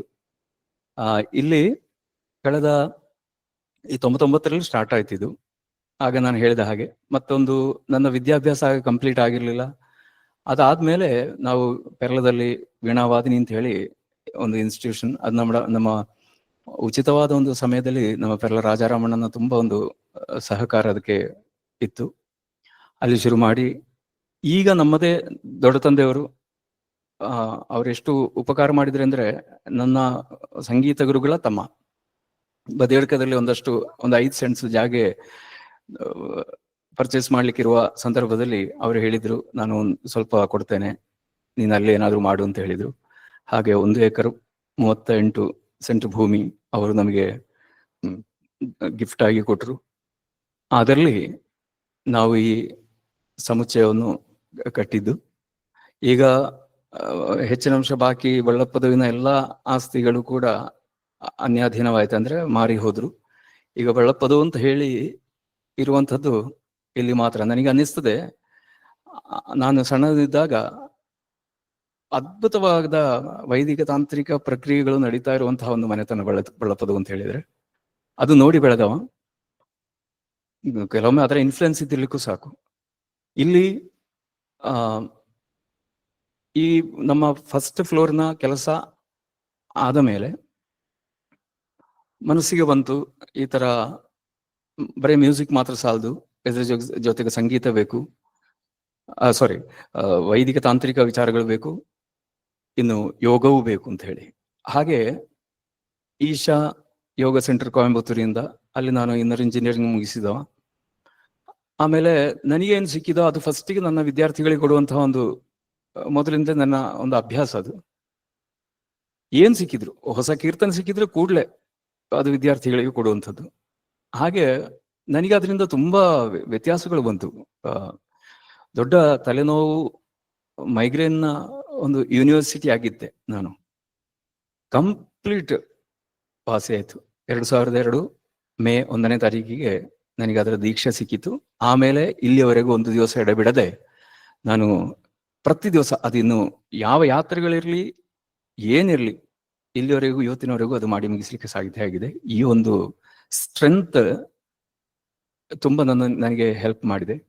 ಹಾಗೆ ಇದನ್ನು ವಿದ್ಯಾರ್ಥಿಗಳಿಗೂ ಕಲಿಸಬೇಕು ಅಂತ ಹೇಳುವಂತಹ ಉದ್ದೇಶದಲ್ಲಿ ಅದನ್ನು ಮಾಡ್ತಾ ಪ್ರತಿ 3 ತಿಂಗಳಿಗೊಮ್ಮೆ ಈ ಯೋಗ ಕಾರ್ಯಕ್ರಮಗಳು ಕೂಡ ಇಲ್ಲಿ ನಡೀತಾ ಇದೆ. ಈಗ ಈ ಹೊಸ ಕನ್ಸ್ಟ್ರಕ್ಷನ್ ಮತ್ತೆ ಕೊರೋನಾದಿಂದಾಗಿ ಸ್ವಲ್ಪ ಅದು ಸ್ಥಗಿತಗೊಂಡಿದೆ, ಆದ್ರೂ ನಡೀತಾ ಇದೆ. ದೊಡ್ಡ ವಿಚಾರ ಅಂತ ಹೇಳಿದ್ರೆ, ಇನ್ನರ್ ಇಂಜಿನಿಯರಿಂಗ್ ಮೊದಲಾದಂತಹ ವರ್ಕ್ಶಾಪ್ಗಳು ಕೂಡ ಇಲ್ಲಿ ನಡೆದಿದೆ ಈಶದ್ದು. ಮತ್ತೆ ವೈದಿಕ ತಾಂತ್ರಿಕ ವಿದ್ಯಾಪೀಠವನ್ನು ಶೃಂಗೇರಿಯ ಹಿರಿಯ ಗುರುಗಳು ಇಲ್ಲಿ ಉದ್ಘಾಟನೆ ಅವರ ದಿವ್ಯ ಹಸ್ತದಿಂದ ನಡೆಯಿತು. ಆ ದಿವಸ ಗುರುಗಳು ಅವರಿಗೆ ಹೇಗೆ ನಾನು ಹಾಡ್ತೇನೆ ಅಂತ ಹೇಳಿ ಗೊತ್ತಾಯ್ತು ನನಗೆ ಗೊತ್ತಿಲ್ಲ. ನೀನೊಂದು ಮಲಯಾಳ ಹಾಡು ಅಂತ ಹೇಳಿದ್ರು. ಅವರ ಮುಂದೆ ಇನ್ನೇನು ಹೇಳುದು, ಬಹಳ ಚಂದವಾಗಿ ಚೆನ್ನಾಗಿ ದೇವರದಿಂದ ಚೆನ್ನಾಗಿ ಹಾಡ್ಲಿಕ್ಕೆ ಸಾಧ್ಯವಾಯ್ತು. ಅವರ ಆ ಪ್ರತಿಕ್ರಿಯೆ, ಆ ಮುಖದ ಭಾವ ಕಂಡು ನಿಜವಾಗಿ ಕೂಡ ಇದಕ್ಕಿಂತಲೂ ದೊಡ್ಡ ಒಂದು ಅವಾರ್ಡ್ ನನಗೆ ಸಿಕ್ಲಿಕ್ಕಿಲ್ಲ ಅಂತ ಹೇಳುವಂಥದ್ದು ತೋರಿ ಹೋದ ದಿವಸ ಅದು. ಇದೆಲ್ಲ ಹೇಗೆ ಸಾಧ್ಯ ಆಯ್ತು ಅಂತ ಹೇಳಿದ್ರೆ ಅದೇ ಹೇಳಿದೆ ಅಲ್ಲ, ಸಂಗೀತದ ಒಂದು ಸಂಗಾತಿಯ ಹೆಲ್ಪಿನಿಂದಾಗಿ. ಆಮೇಲೆ ವೈದಿಕ ತಾಂತ್ರಿಕ ಕ್ಲಾಸುಗಳು ಕೂಡ ಅದ್ಭುತವಾಗಿ ನಡೆಯಿತು. ಇಲ್ಲಿ ಕಲಿತ 2 ಜನ ವಿದ್ಯಾರ್ಥಿಗಳು ತಂತ್ರ ವಿದ್ಯಾಪೀಠದಲ್ಲಿ ಹೋಗಿ ಅವರಿಗೆ ಅಲ್ಲಿ 3 ವರ್ಷದಲ್ಲಿ ಆಗುವ ಪಾಠಗಳು ಇಲ್ಲಿ ಕಲ್ತವರು ಅಲ್ಲಿ ಹೋದ್ರಿಂದ ತಂತ್ರರತ್ನ ಬಿರುದನ್ನು ಪಡ್ಕೊಂಡು ಬಂದರು. ಕಾಸರಗೋಡಿನಲ್ಲಿ ಬಹಳ ವಿರಳ ಜನರು ತಂತ್ರ ವಿಚಾರಗಳು ಕಂಪ್ಲೀಟ್ ಆಗಿ ಬಂದವರು. ಅದಕ್ಕೆ ವೀಣಾವಾದನಿಗೆ ಒಂದು ಅದು ಮಾಡ್ಲಿಕ್ಕೆ ಸಾಧ್ಯವಾಯಿತು ಅಂತ ಹೇಳುವಂತ, ಅದು ಗುರುಗಳ ಆಶೀರ್ವಾದ. ತುಂಬಾ ಹೆಮ್ಮೆ ಅನ್ನಿಸ್ತದೆ. ಅಂದ್ರೆ ಇದು ಹೊರಗೆ ಎಷ್ಟು ಜನರಿಗೆ ಗೊತ್ತಾಗಿದೆ, ನಮ್ಗೆ ಅದನ್ನ ಅಡ್ವರ್ಟೈಸ್ ಮಾಡ್ಲಿಕ್ಕೂ ಗೊತ್ತಿಲ್ಲ. ಅದರಿಂದ ಅದು ಒಂದು ಅದ್ಭುತವಾಗಿ ನಡೀತು. ಈಗ ಪ್ರತಿ ವರ್ಷದಲ್ಲಿ 4 ದಿವಸದ ದೊಡ್ಡ ಉತ್ಸವ ನಡೀತಾ ಇದೆ. ಅದರಲ್ಲಿ 2 ದಿವಸಗಳಲ್ಲಿ ವೈದಿಕ ಮತ್ತು ತಾಂತ್ರಿಕಕ್ಕೆ ಬೇಕಾಗಿ ಇಟ್ಟುಕೊಂಡಿದೆ, ಮತ್ತೆ 2 ದಿವಸ ಮ್ಯೂಸಿಕ್ ಮತ್ತು ಯೋಗಕ್ಕೆ ಇಟ್ಟುಕೊಂಡಿದೆ. ಅದ್ಭುತವಾದ ಒಂದು, ಅದರಲ್ಲಿ ಕೆಲವು ವರ್ಷಗಳಿಂದ ಈಗ ಲಕ್ಷಾರ್ಚನೆ ಮತ್ತು ಚಕ್ರಾಬ್ಜ ಪೂಜೆ, ವಿಷ್ಣು ಸಹಸ್ರನಾಮದಲ್ಲಿ ಲಕ್ಷಾರ್ಚನೆ, ಅದ್ಭುತ. ನಮ್ಮ ಕೆಲವು ನನಗೆ ತೋರ್ತದೆ, ಕರೆಕ್ಟ್ 5 ಗಂಟೆಗೆ 25 ಜನ ಅರ್ಚನೆ ಮಾಡ್ಲಿಕ್ಕೆ ಇಲ್ಲಿ ರೆಡಿ. ಅಂದ್ರೆ ಅದೆಲ್ಲ ಒಂದು ವಿಸ್ಮಯವೇ. ಅಂದ್ರೆ ನಂದಾದ್ರಿಂದ ನಾನು ಹೇಳ್ತಾ ಇರೋದಲ್ಲ, ಇದು ನನ್ನದು ಅಂತ ಹೇಳುವಂತ ಭಾವನೆ ನನಗೆ ಒಟ್ಟು ಇಲ್ಲ ಕೂಡ. ಮತ್ತೆ 2 ದಿವಸ ಒಂದು ಹಿಂದೂಸ್ತಾನಿ ವಿಚಾರಕ್ಕೆ, ಮತ್ತೆ ಯಕ್ಷಗಾನ, ಕಥಗಳಿ, ಎಲ್ಲ ಕಲಾರೂಪಗಳನ್ನು ಕೂಡ ಒಟ್ಟಿಗೆ ಸೇರಿಸಿಕೊಂಡು. ನಾನು ದೊಡ್ಡ ವೈದಿಕ ಅನ್ನಲ್ಲ, ದೊಡ್ಡ ತಂತ್ರಿ ಅಲ್ಲ, ನನಗೆ ಸ್ವಲ್ಪ ದೊಡ್ಡ ಯೋಗ ಪಟು ಅಲ್ಲ, ನನಗೆ ಸ್ವಲ್ಪ ಗೊತ್ತಿರೋದು ಅಂತ ಹೇಳಿದ್ರೆ ಸಂಗೀತ ಮಾತ್ರ. ಆದ್ರೆ ಈ ಸಂಗೀತಕ್ಕೆ ನನಗೆ ಎಷ್ಟು ಬೆಲೆ ಕೊಡ್ಲಿಕ್ಕೆ ಸಾಧ್ಯವಾಗ್ತದೋ ಅಷ್ಟೇ ಬೆಲೆಯನ್ನು ಈ ಬಾಕಿ ಇದ್ದ 3 ವಿಚಾರಗಳಿಗೂ ಕೊಟ್ಟು, ಅದರಲ್ಲಿ ಅಗ್ರಗಣ್ಯರನ್ನು ಎಲ್ಲರನ್ನೂ ಈಚೆಗೆ ಬರಮಾಡಿಕೊಂಡು ಅವರ ಪಾದ ಪೂಜೆ ಮಾಡ್ಲಿಕ್ಕೆ ಕೂಡ ಸಾಧ್ಯವಾಗ್ತಾ ಇದೆ. ಆದ್ರೆ ಇದು ಬಾಕಿದ್ದವರು, ಈಗ ತಂತ್ರಶಾಸ್ತ್ರವೋ ಅಥವಾ ವೈದಿಕ ಶಾಸ್ತ್ರಗಳಲ್ಲಿ ಪ್ರವೀಣರಾದವರು ಕೂಡ ಈ ಒಂದು ಸಂಗತಿಯನ್ನು, ಸಂಗೀತಜ್ಞರನ್ನು ಅಥವಾ ಬೇರೆ ಯಕ್ಷಗಾನ ಕಲಾವಿದರನ್ನು ಕೂಡ ಒಂದು ಒಳಗೂಡಿಸಿಕೊಂಡು ಏನಾದ್ರೂ ಮಾಡಿದ್ರೆ ಒಂದು ನಮಗೂ ಕೂಡ ಒಂದು ಆನಂದದ, ಅವರ ಜೊತೆಗೆ ನಮಗೂ ಕೂಡ ಸೇರಬಹುದು ಅಂತ ಹೇಳುವಂತಹ ಒಂದು ಇದಿದೆ. ಮುಂದಿನ ದಿನಗಳಲ್ಲಿ ಅದೆಲ್ಲ ಎಲ್ಲ ಕಡೆಗಳಲ್ಲೂ ನಡಿಬಹುದು ಅಂತ ಹೇಳುವಂತ ಒಂದು ಆಶಯವೂ ಕೂಡ ಇದೆ. ಇಲ್ಲಿಯ ಈಗಿನ ಚಟುವಟಿಕೆ ಅಂತ ಹೇಳಿದ್ರೆ, ಪ್ರತಿ ಶನಿವಾರ ದಿವಸ ಬಹಳ ದೂರದ ಊರುಗಳಿಂದ ವಿದ್ಯಾರ್ಥಿಗಳಿಗೆ ಇಲ್ಲಿಗೆ ಬಂದು ಇಲ್ಲಿ ಇದ್ದುಕೊಂಡು ಸಂಗೀತ ಕ್ಲಾಸ್ ಆದ್ಮೇಲೆ ಒಂದಷ್ಟು ವಿಚಾರಗಳನ್ನು ಸಾಧನೆ ಮಾಡಿಕೊಂಡು, ಆ ದಿವಸ ರಾತ್ರಿ ಊಟದ ವ್ಯವಸ್ಥೆಯನ್ನು ಅವರೇ ಇಲ್ಲಿ ಮಾಡಿಕೊಂಡು, ಮರುದಿವಸದ ಬೆಳಗಿನ ತಿಂಡಿ ಉಪಹಾರ ಸಾಧನ 5 ಗಂಟೆಗೆ ಎದ್ದು 5 ಗಂಟೆಗೆ ಕರೆಕ್ಟ್ ಕೂತ್ಕೊಳ್ತಾರೆ ಅವರು. ತ್ರಿಶಕ್ತಿಯಲ್ಲಿ ಕೂತು ಸಾಧನೆ ಮಾಡಿ 8-8:30 ಆಗುವಾಗ ಎಲ್ಲರೂ ಇಲ್ಲಿಂದ ಹೋಗ್ತಾರೆ. ಈಗ ಸದ್ಯದ ವಿಚಾರ ಹೀಗಿದೆ. ಆಮೇಲೆ ವಾರಕ್ಕೆ 1 ದಿವಸ ತಂತ್ರದ ಕ್ಲಾಸ್, ಪೂಜಾ ಪಠನ ಕ್ಲಾಸ್ಗಳು ನಿರಂತರವಾಗಿ ನಡೀತಾ ಇದೆ. ಈಗ ಮಳೆ ಆದ್ದರಿಂದ 1 ತಿಂಗಳು ನಾವು ಒಂದು ಬ್ರೇಕ್ ಕೊಟ್ಟಿದ್ದೇವಾಯ್ತು. ಈಗ ಜುಲೈ ತಿಂಗಳಿಂದ 6ರಿಂದ ಮೊನ್ನೆ ಪುನಃ ಪ್ರಾರಂಭವಾಗಿದೆ. ನಾನು ಯಾರು ಇರ್ಲಿಕ್ಕಿಲ್ಲ ಅಂತ ಭಾವಿಸಿದ್ದೆ, ಆದರೆ ಅದಕ್ಕೆಲ್ಲ ಇದಾಗಿ ವಿಪರೀತವಾಗಿ 10 ಜನ ವಿದ್ಯಾರ್ಥಿಗಳು ಬಂದು ಕಲಿತಾ ಇದ್ದಾರೆ. ಅದರಲ್ಲಿ ಕಳೆದ ಮೇ ತಿಂಗಳಿನಲ್ಲಿ 9 ಜನ ವಿದ್ಯಾರ್ಥಿಗಳು ಒಂದೇ ಸಮಯದಲ್ಲಿ 9 ದುರ್ಗಾ ಪೂಜೆಯನ್ನು ಮಾಡಿದ್ರು.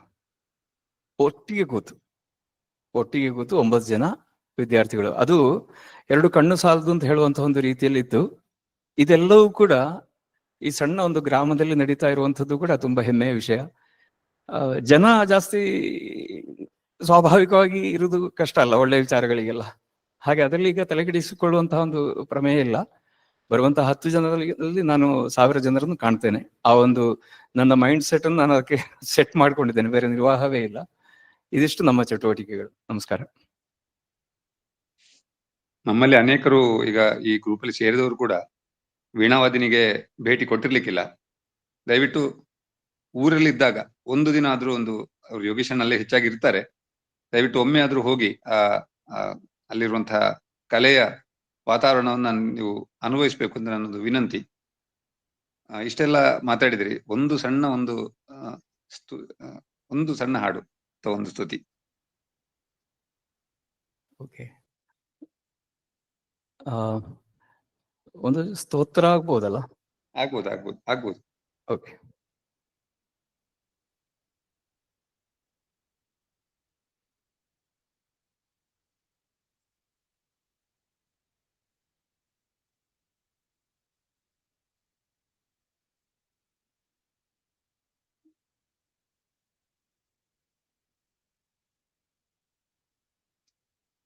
ಯೋಗೀಂದ್ರಾಣಾಂ ತ್ವದಂಗೇಶ್ವಧಿಕ ಸುಮಧುರಂ ಮುಕ್ತಿಭಾಜಾಂ ನಿವಾಸೋ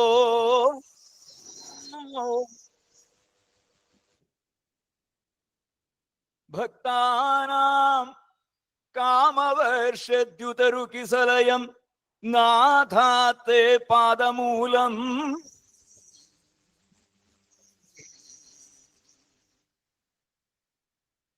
ನಿತ್ಯಂ ಚಿತ್ತಸ್ಥಿತಂ ಮೇ ಪವನಪುರಪತೆ ಕೃಷ್ಣ.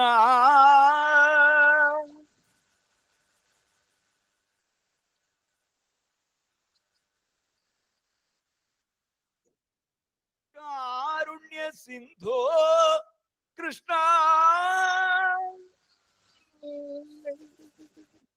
ಕಾರುಣ್ಯ ಸಿಂಧೋ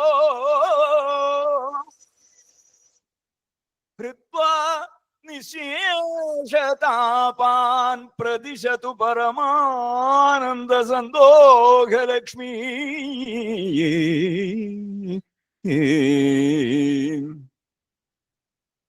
ಪ್ರದಿಶತು ಪರಮಾನಂದ ಸಂದೋಘ ಲಕ್ಷ್ಮೀ ಅಜ್ಞಾತ್ವಾತೆ ಮಹತ್ವಂ ಯದಿಹ ನಿಗದಿತಂ ವಿಶ್ವನಾಥ ಕ್ಷಮೇಥ ಸ್ತೋತ್ರಂ ಚೈತಸಹಸ್ರೋತ್ತರಮಧಿಕತರಂ ತ್ವತ್ಪ್ರಸಾದಾಯ ಭೂಯಾ ದ್ವೇಧಾ ನಾರಾಯಣೀಯಂ ಶ್ರುತಿಷು ಚ ಜನುಷ ಸ್ತುತ್ಯತಾನೇನ ಸ್ಫೀತಂ ಲೀಲಾವತಾರೈ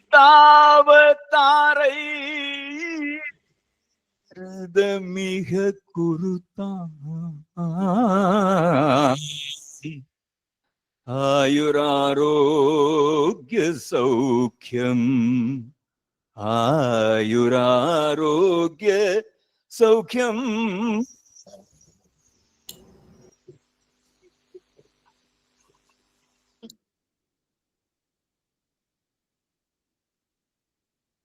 ವಂದನೆಗಳು. ಪ್ರಮೋದ್, ನೀವು ಮುಂದೆ ತಗೊಂಡು ಹೋಗ್ಬೋದು ಕಾರ್ಯಕ್ರಮವನ್ನು. ರಾಜಣ್ಣ, ಕ್ವಶನ್ ಅಂಡ್ ಆನ್ಸರ್ಗೆ ಟೈಮ್ ಉಂಟಾ ಅಲ್ಲ? ಒಂದು 5 ನಿಮಿಷ ಉಂಟು, 5 ನಿಮಿಷ ಉಂಟು. ಮತ್ತೆ ಕರಾಡ ವಿಷಯದ ಬಗ್ಗೆ ಸುಬ್ಬಣ್ಣ ಮಾತಾಡ್ತಾರೆ. ಬೇಕಾದ್ರೆ ಶುರುವಿಗೆ ಕರಾಡ ವಿಷಯದ ಬಗ್ಗೆ ಸುಬ್ಬಣ್ಣ ಮಾತಾಡ್ಲಿ, ಆಮೇಲೆ ಪ್ರಶ್ನೋತ್ತರ ಇದ್ರೆ ಯೋಗೀಶಣ್ಣ ತಗೊಳ್ತಾರೆ. ಓಕೆ ಓಕೆ, ಸರಿ.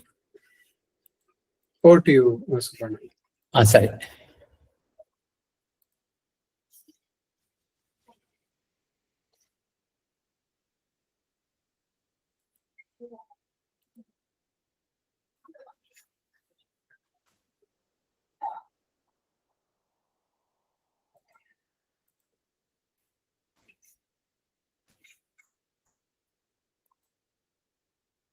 ಎಲ್ರಿಗೂ ನಮಸ್ಕಾರ. ಕಾಣ್ತಾ ಉಂಟಲ್ಲ ನನ್ನ? ಕಾಣ್ತಾ ಉಂಟು, ಕೇಳಿಸ್ತಾ ಉಂಟು. ಸರಿ. ಇದು ಕರಾಡ ವಿಶ್ವ ಅಂತ ಕಳೆದ ವರ್ಷ ಜನವರಿ 14ರಿಂದ ಶುರು ಮಾಡಿದ ಪ್ರಯತ್ನ. ನಮ್ಮ ಕರಾಡದ ಎಲ್ಲರ ಅಡ್ರೆಸ್ಗಳು ಒಂದೇ ಕಡೆ ಬರಬೇಕು ಅಂತ.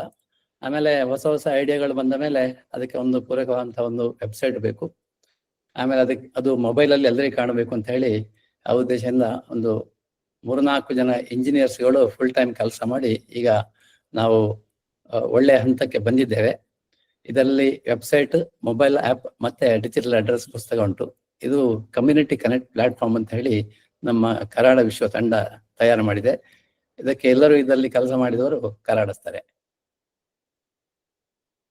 ಇದು ನಮ್ಮ ಗ್ಲೋಬಲ್ ಕಮ್ಯುನಿಟಿಗೆ ಇದು ನಮ್ಮ ಸಮಾಜಕ್ಕೆ ಒಂದು ಸೇತುವೆ.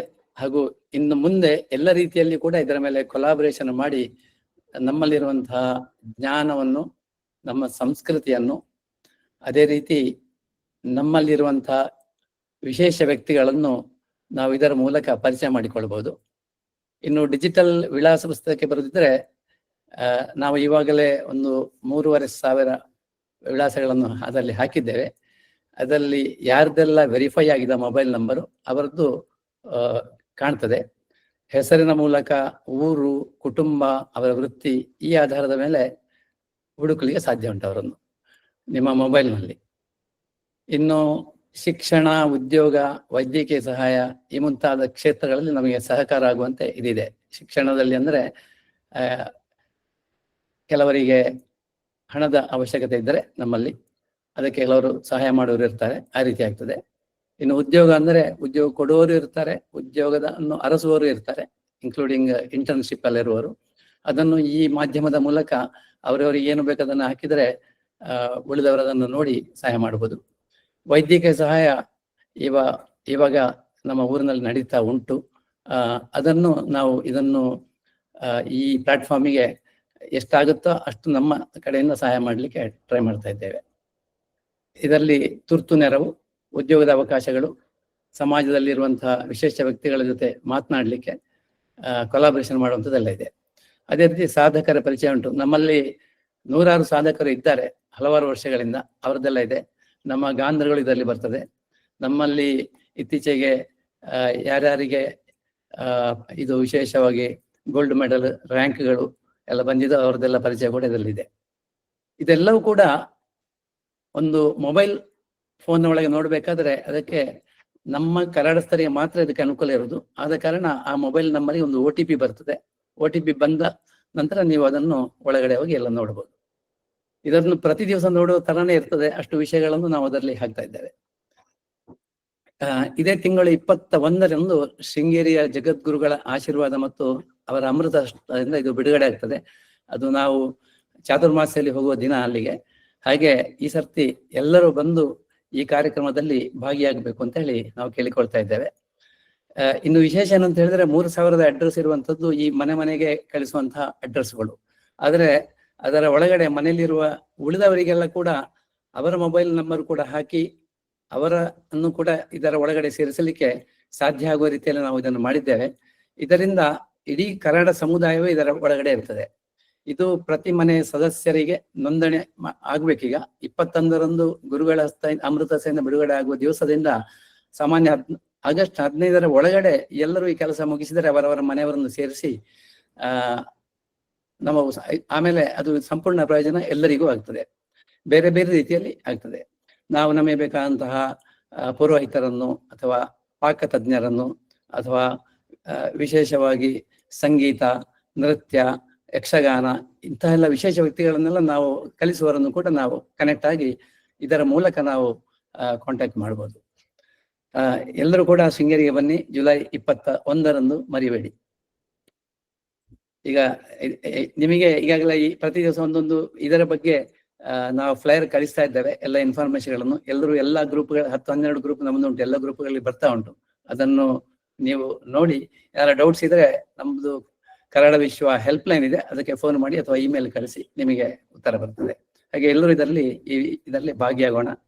ಇದು ನಮ್ಮ ಒಂದು ಕರಾಡದ ಡಿಜಿಟಲ್ ತಂತ್ರಜ್ಞಾನದಲ್ಲಿ ನಾವು ಬೇರೆ ಕಮ್ಯುನಿಟಿಗಿಂತ ಫಾಸ್ಟ್ ಆಗಿ ಮುಂದೆ ಹೋಗ್ಲಿಕ್ಕೆ ಇದೊಂದು ಅನುಕೂಲ ಆಗ್ತದೆ. ಎಲ್ಲರೂ ಇದರ ಪ್ರಯೋಜನ ಪಡೆಯೋಣ. ಧನ್ಯವಾದಗಳು. ಧನ್ಯವಾದಗಳು ಸುಬರ್ಣ. ಈಗ ಯಾರಿಗಾದ್ರೂ ಏನು ಪ್ರಶ್ನೆ ಇದ್ರೆ ಅನ್ಮ್ಯೂಟ್ ಮಾಡಿ ಕೇಳಿ. ಯೋಗೇಶ್ ನನಗೆ ಕೇಳಲಿಕ್ಕೆ ಇದ್ರೆ.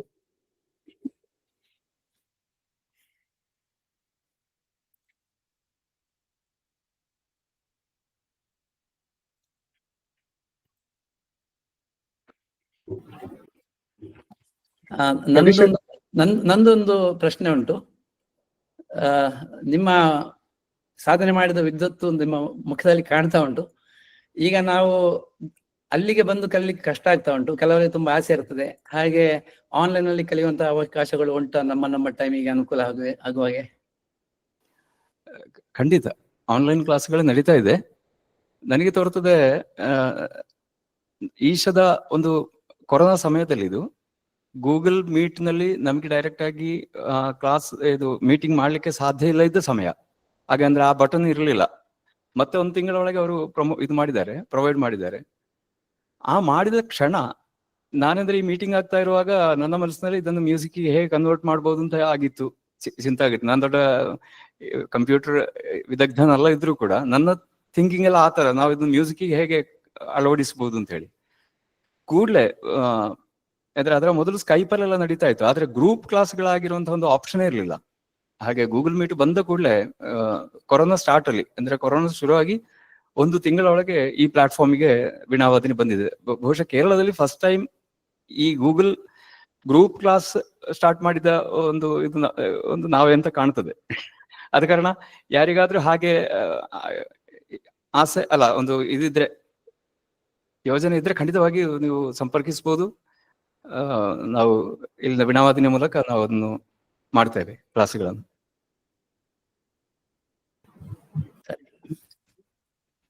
ಯೋಗೇಶ್ ಅಣ್ಣ, ನಂದೊಂದು ಪ್ರಶ್ನೆ ಇತ್ತು.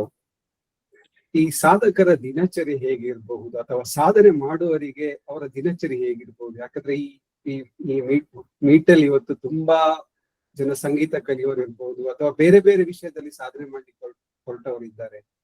ಅವರಿಗೆ ಅವ್ರು ಹೇಗೆ ತೊಡಗಿಸಿಕೊಡ್ಬೇಕು, ಅವರ ಏನೋ ದಿನಚರಿ ಹೇಗಿರ್ಬೇಕು, ಫೋಕಸ್ ಹೇಗಿರ್ಬೇಕು, ಅದರ ಬಗ್ಗೆ ಸ್ವಲ್ಪ ಹೇಳ್ಬೋದಾ? ಈಗ ಸಂಗೀತ ಕಲಿಯುವವರ ಬಗ್ಗೆ ಈಗ ಒಂದಷ್ಟು ದಿವಸ ಕಲಿಯುವಾಗ ಅವ್ರು ಏನಿದ್ರು ಕೂಡ ಕಲಿಸುವವರನ್ನು ಅಬ್ಸರ್ವ್ ಮಾಡ್ತಾ ಇರ್ತಾರೆ. ಅಂದ್ರೆ ಎಷ್ಟು ಅವರಿಗೆ ಇಂಟ್ರೆಸ್ಟ್ ಎಷ್ಟು ಇದೆ ಅಂತ ಹೇಳುವಂಥದ್ದು ಮುಖ್ಯವಾದ ಒಂದು ವಿಷಯ. ಈ ಇಂಟ್ರೆಸ್ಟ್ ಬಂದ ನಂತರವೇ ಅವರ ದಿನಚರಿಗಳಲ್ಲಿ ಅವರಿಗೆ ಬದಲಾವಣೆಗಳನ್ನು ಮಾಡ್ಲಿಕ್ಕೆ ಸಾಧ್ಯ. ಈಗ ಅದು 1 ವರ್ಷದಿಂದ ಎಲ್ಲ ಆಗುವಂತ ವಿಚಾರಗಳಲ್ಲ. ಆದ್ರೆ ಏನೆಲ್ಲ ಮಾಡಬಹುದು ಅಂತ ಹೇಳಿದ್ರೆ, ಒಂದು ಕಟ್ಟುನಿಟ್ಟಾಗಿ ಕ್ಲಾಸ್ಗಳನ್ನು, ಅಂದ್ರೆ ನೀವು ಮ್ಯೂಸಿಕ್ನ ಬಗ್ಗೆ ಅಲ್ಲೋ ಕೇಳಿದ್ದು, ಕ್ಲಾಸ್ಗಳಿಗೆ ಅಟೆಂಡ್ ಆಗುವಂಥದ್ದು. ಒಂದು, ನಾವು ತಿನ್ನುವ ಆಹಾರದ ಬಗ್ಗೆ ಇರುವಂತಹ ಸ್ವಲ್ಪ ಗಮನ, ಯಾವುದನ್ನೆಲ್ಲ ನಮಗೆ ಗೊತ್ತಾಗ್ತದಲ್ಲ, ಇಂಥದ್ದು ತಿಂದ್ರೆ ಥ್ರೋಟಿಗೆ ಪ್ರಾಬ್ಲಮ್ ಆಗ್ತದೆ, ಅಥವಾ ಈಗ ಏನಿಲ್ಲ ನಮ್ಗೆ ಥ್ರೋಟಿಗೆ ಸಮಸ್ಯೆ ಇಲ್ಲ ಇದ್ರೂ ಕೂಡ ನಾವು ತಿನ್ನುವ ಆಹಾರ ಡೈಜೆಸ್ಟ್ ಆಗ್ಲಿಲ್ಲ ಅಂತ ಹೇಳಿದ್ರೆ ಅದೇ ಸಾಕು. ನಾವು ಹಾಡ್ತಾ ಇರುವಾಗ ನಮ್ಗೇನೋ ಒಂದು ತೇಗು ಅಂತ ಹೇಳ್ತೇವಲ್ಲ, ಅದು ಎಷ್ಟು ಹಾಡುವಾಗ ಡಿಸ್ಟರ್ಬ್ ಮಾಡುತ್ತೆ ಅಂತ ನಮಗೆ ಊಹಿಸ್ಲಿಕ್ಕೂ ಸಾಧ್ಯ ಇಲ್ಲ. ಅಂದ್ರೆ ನಮ್ಗೆ ಹೇಳಿ ಆಡಿಯನ್ಸ್ ಆಗಿ ಕೂತಿರುವಾಗ ನಮಗೆ ಬಹಳ ಆನಂದದಾಯಕವಾಗಿ ಎಲ್ಲ ಕೇಳಿಸ್ತದೆ, ನಾವು ತುಂಬಾ ಎಂಜಾಯ್ ಮಾಡ್ತೇವೆ. ಆದ್ರೆ ಅದೇ ಸಮಯದಲ್ಲಿ ಈ ಕಟ್ಟುನಿಟ್ಟಾದ ದಿನಚರಿಯನ್ನು ಪಾಲನೆ ಮಾಡದಿದ್ದವರು ಅಷ್ಟೇ ಸ್ಟ್ರಗಲ್ ಮಾಡ್ಕೊಂಡು ಹಾಡುವವರು ಇರ್ತಾರೆ. ಹಾಗೆ ಕಲಿಯುವವರು ವಿದ್ಯಾರ್ಥಿಗಳಿಗೆ ಹೇಳುವಂತಹ ವಿಚಾರ ಅಂತ ಹೇಳಿದ್ರೆ, ಒಂದು, ಕರೆಕ್ಟ್ ಆಗಿ ಕ್ಲಾಸ್ ಅಟೆಂಡ್ ಮಾಡಿ ಅದನ್ನು ಸರಿಯಾಗಿ ಸಾಧನೆ ಮಾಡೋದು. ಅದು ಏನು ಕಲಿಸಿದಾರೋ ಆ ವಿಚಾರಗಳನ್ನು ಹೇಗೆ ಸಾಧನೆ ಮಾಡಬೇಕು ಅಂತ ಹೇಳುವಂಥದ್ದು ಗುರುಗಳು ಖಂಡಿತವಾಗಿ ಕೊಟ್ಟೇ ಕೊಡ್ತಾರೆ. ಅದನ್ನು ಸಾಧನೆ ಮಾಡಿಕೊಂಡು ಬೆಳಗ್ಗಿನ ಸಮಯಗಳಲ್ಲಿ ಕೆಲವು ಸಣ್ಣ ವರಸೆಗಳನ್ನೆಲ್ಲ ನೋಡುದು, ಸಾಯಂಕಾಲದ ಸಮಯದಲ್ಲಿ ವರ್ಣಗಳು ಅಥವಾ ಕೀರ್ತನೆಗಳನ್ನು ಪ್ರಾಕ್ಟೀಸ್ ಮಾಡುದು. ಇದು ದಿನಚರಿಯಾಗಿ ಈಗ ಬೇರೆ ಬೇರೆ ವಿದ್ಯಾಭ್ಯಾಸಗಳಲ್ಲಿ ತೊಡಗಿಸಿಕೊಂಡವರಿಗೆ ಸಮಯದ ಅಭಾವ ಇದೆ ಗೊತ್ತು. ಆದ್ರೂ ಕೂಡ ನಮಗೆ ಸ್ವಲ್ಪ ಕ್ರಮೀಕರಿಸಿದ್ರೆ, ಅಂದ್ರೆ ಎಷ್ಟೋ ಜನ ನನ್ನನ್ನು ಬಿಟ್ಟು ಬಾಕಿ ಇರುವಂತಹ ಎಲ್ಲಾ ಕಲಾವಿದರು ಕೂಡ ದೊಡ್ಡ ದೊಡ್ಡ ಡಿಗ್ರಿ ಸೈಂಟಿಸ್ಟ್ಗಳು, ಅಡ್ವೊಕೇಟ್ಸ್ ಹೀಗಿರುವವರೇ. ನೀವು ಲಿಸ್ಟ್ ಈಗ ಹಿರಿಯ ಕಲಾವಿದರು, ಈಗ ನಾವು ಮೆಡ್ರಾಸ್ನಲ್ಲಿರುವಂತಹ ಕಲಾವಿದರನ್ನು ನೋಡಿದ್ರೆ ಅವರೆಲ್ಲರೂ ಕೂಡ ಅವರ ಮ್ಯೂಸಿಕ್ ಬಿಟ್ಟು ಬೇರೆ ವಿಷಯಗಳಲ್ಲಿ ಎಂತ ಮಾಸ್ಟರ್ಗಳಾಗಿರ್ತಾರೆ. ಸೈಂಟಿಸ್ಟ್ಗಳಿರ್ಬೋದು, ಬೇರೆ ಬೇರೆ ವಿಚಾರಗಳಲ್ಲಿ. ಆದ ಕಾರಣ ವಿದ್ಯಾಭ್ಯಾಸ, ಬಾಕಿ ಇದ್ದ ವಿದ್ಯಾಭ್ಯಾಸಗಳಿಗೂ ಕೂಡ ಇದು ಪೂರಕವಾಗಿ ಇದೆ. ಈಗ ಸಂಗೀತ ಕಲಿತು ಅಂತ ಹೇಳಿ ಬೇರೆ ವಿದ್ಯಾಭ್ಯಾಸಕ್ಕೆ ಮಾರ್ಕ್ ಕಡಿಮೆ ಆದೀತು ಅಂತ ಹೇಳುವಂತಹ ಕೆಲವು ವಿಚಾರಗಳು ಕೆಲವು ಪೇರೆಂಟ್ಸ್ಗಳಲ್ಲಿದೆ. ಅದು ನಿಜವಾಗಿ ಮಿಥ್ಯಾಧಾರಣೆ. ಅದನ್ನು ಬದಲಿಸಬೇಕು. ಎಷ್ಟೋ ಇಲ್ಲಿ ನನ್ನಲ್ಲಿ ಒಬ್ಳು ವಿದ್ಯಾರ್ಥಿನಿ ಇದ್ಲು, ಅವಳು MBBS 4th year ವರೆಗೂ ಕೂಡ ಪ್ರತಿ ಸ್ಯಾಟರ್ಡೆ ಇಲ್ಲಿಗೆ ಬರ್ತಾ ಇದ್ಲು. ಆ ಮೂಲಕ ಅವಳಿಗೆ ಮಾರ್ಕ್ ಬಹಳ ಉನ್ನತ ಇದರಲ್ಲಿ ಅವಳಿಗೆ ಪಾಸ್ ಆಗ್ಲಿಕ್ಕೂ ಸಾಧ್ಯವಾಗಿದೆ. ನಮ್ಮ ಮೆಮೊರಿ ಪವರ್ ಅನ್ನು ಮತ್ತು ಕೂಡ ಜಾಸ್ತಿ ಮಾಡಿ ಕೊಡುವಂತಹ ಒಂದು ಸಂಗತಿ ಕೂಡ ಇದರೊಳಗೆ ಇದೆ ಮ್ಯೂಸಿಕ್ ನಲ್ಲಿ. ಹಾಗೆ ಕೆಲವು ವಿಚಾರಗಳನ್ನು ನೋಡಿಕೊಂಡ್ರೆ ಒಳ್ಳೇದು. ಧನ್ಯವಾದಗಳು. ಬೇರೆ ಯಾರಿಗಾದ್ರೂ ಪ್ರಶ್ನೆಗಳಿತ್ತ? ಯೋಗೀಶಣ್ಣ, ತಮ್ಮ ಅನುಭವದ ಮಾತುಗಳನ್ನು ಕೇಳಿ ತುಂಬಾ ಸಂತೋಷ ಆಯ್ತು. ಇನ್ನು ನಿಮ್ಮ ಭವಿಷ್ಯದ ಯೋಜನೆಗಳು ಏನು ಅಂತ ತಿಳಿಸ್ಬೋದಾ?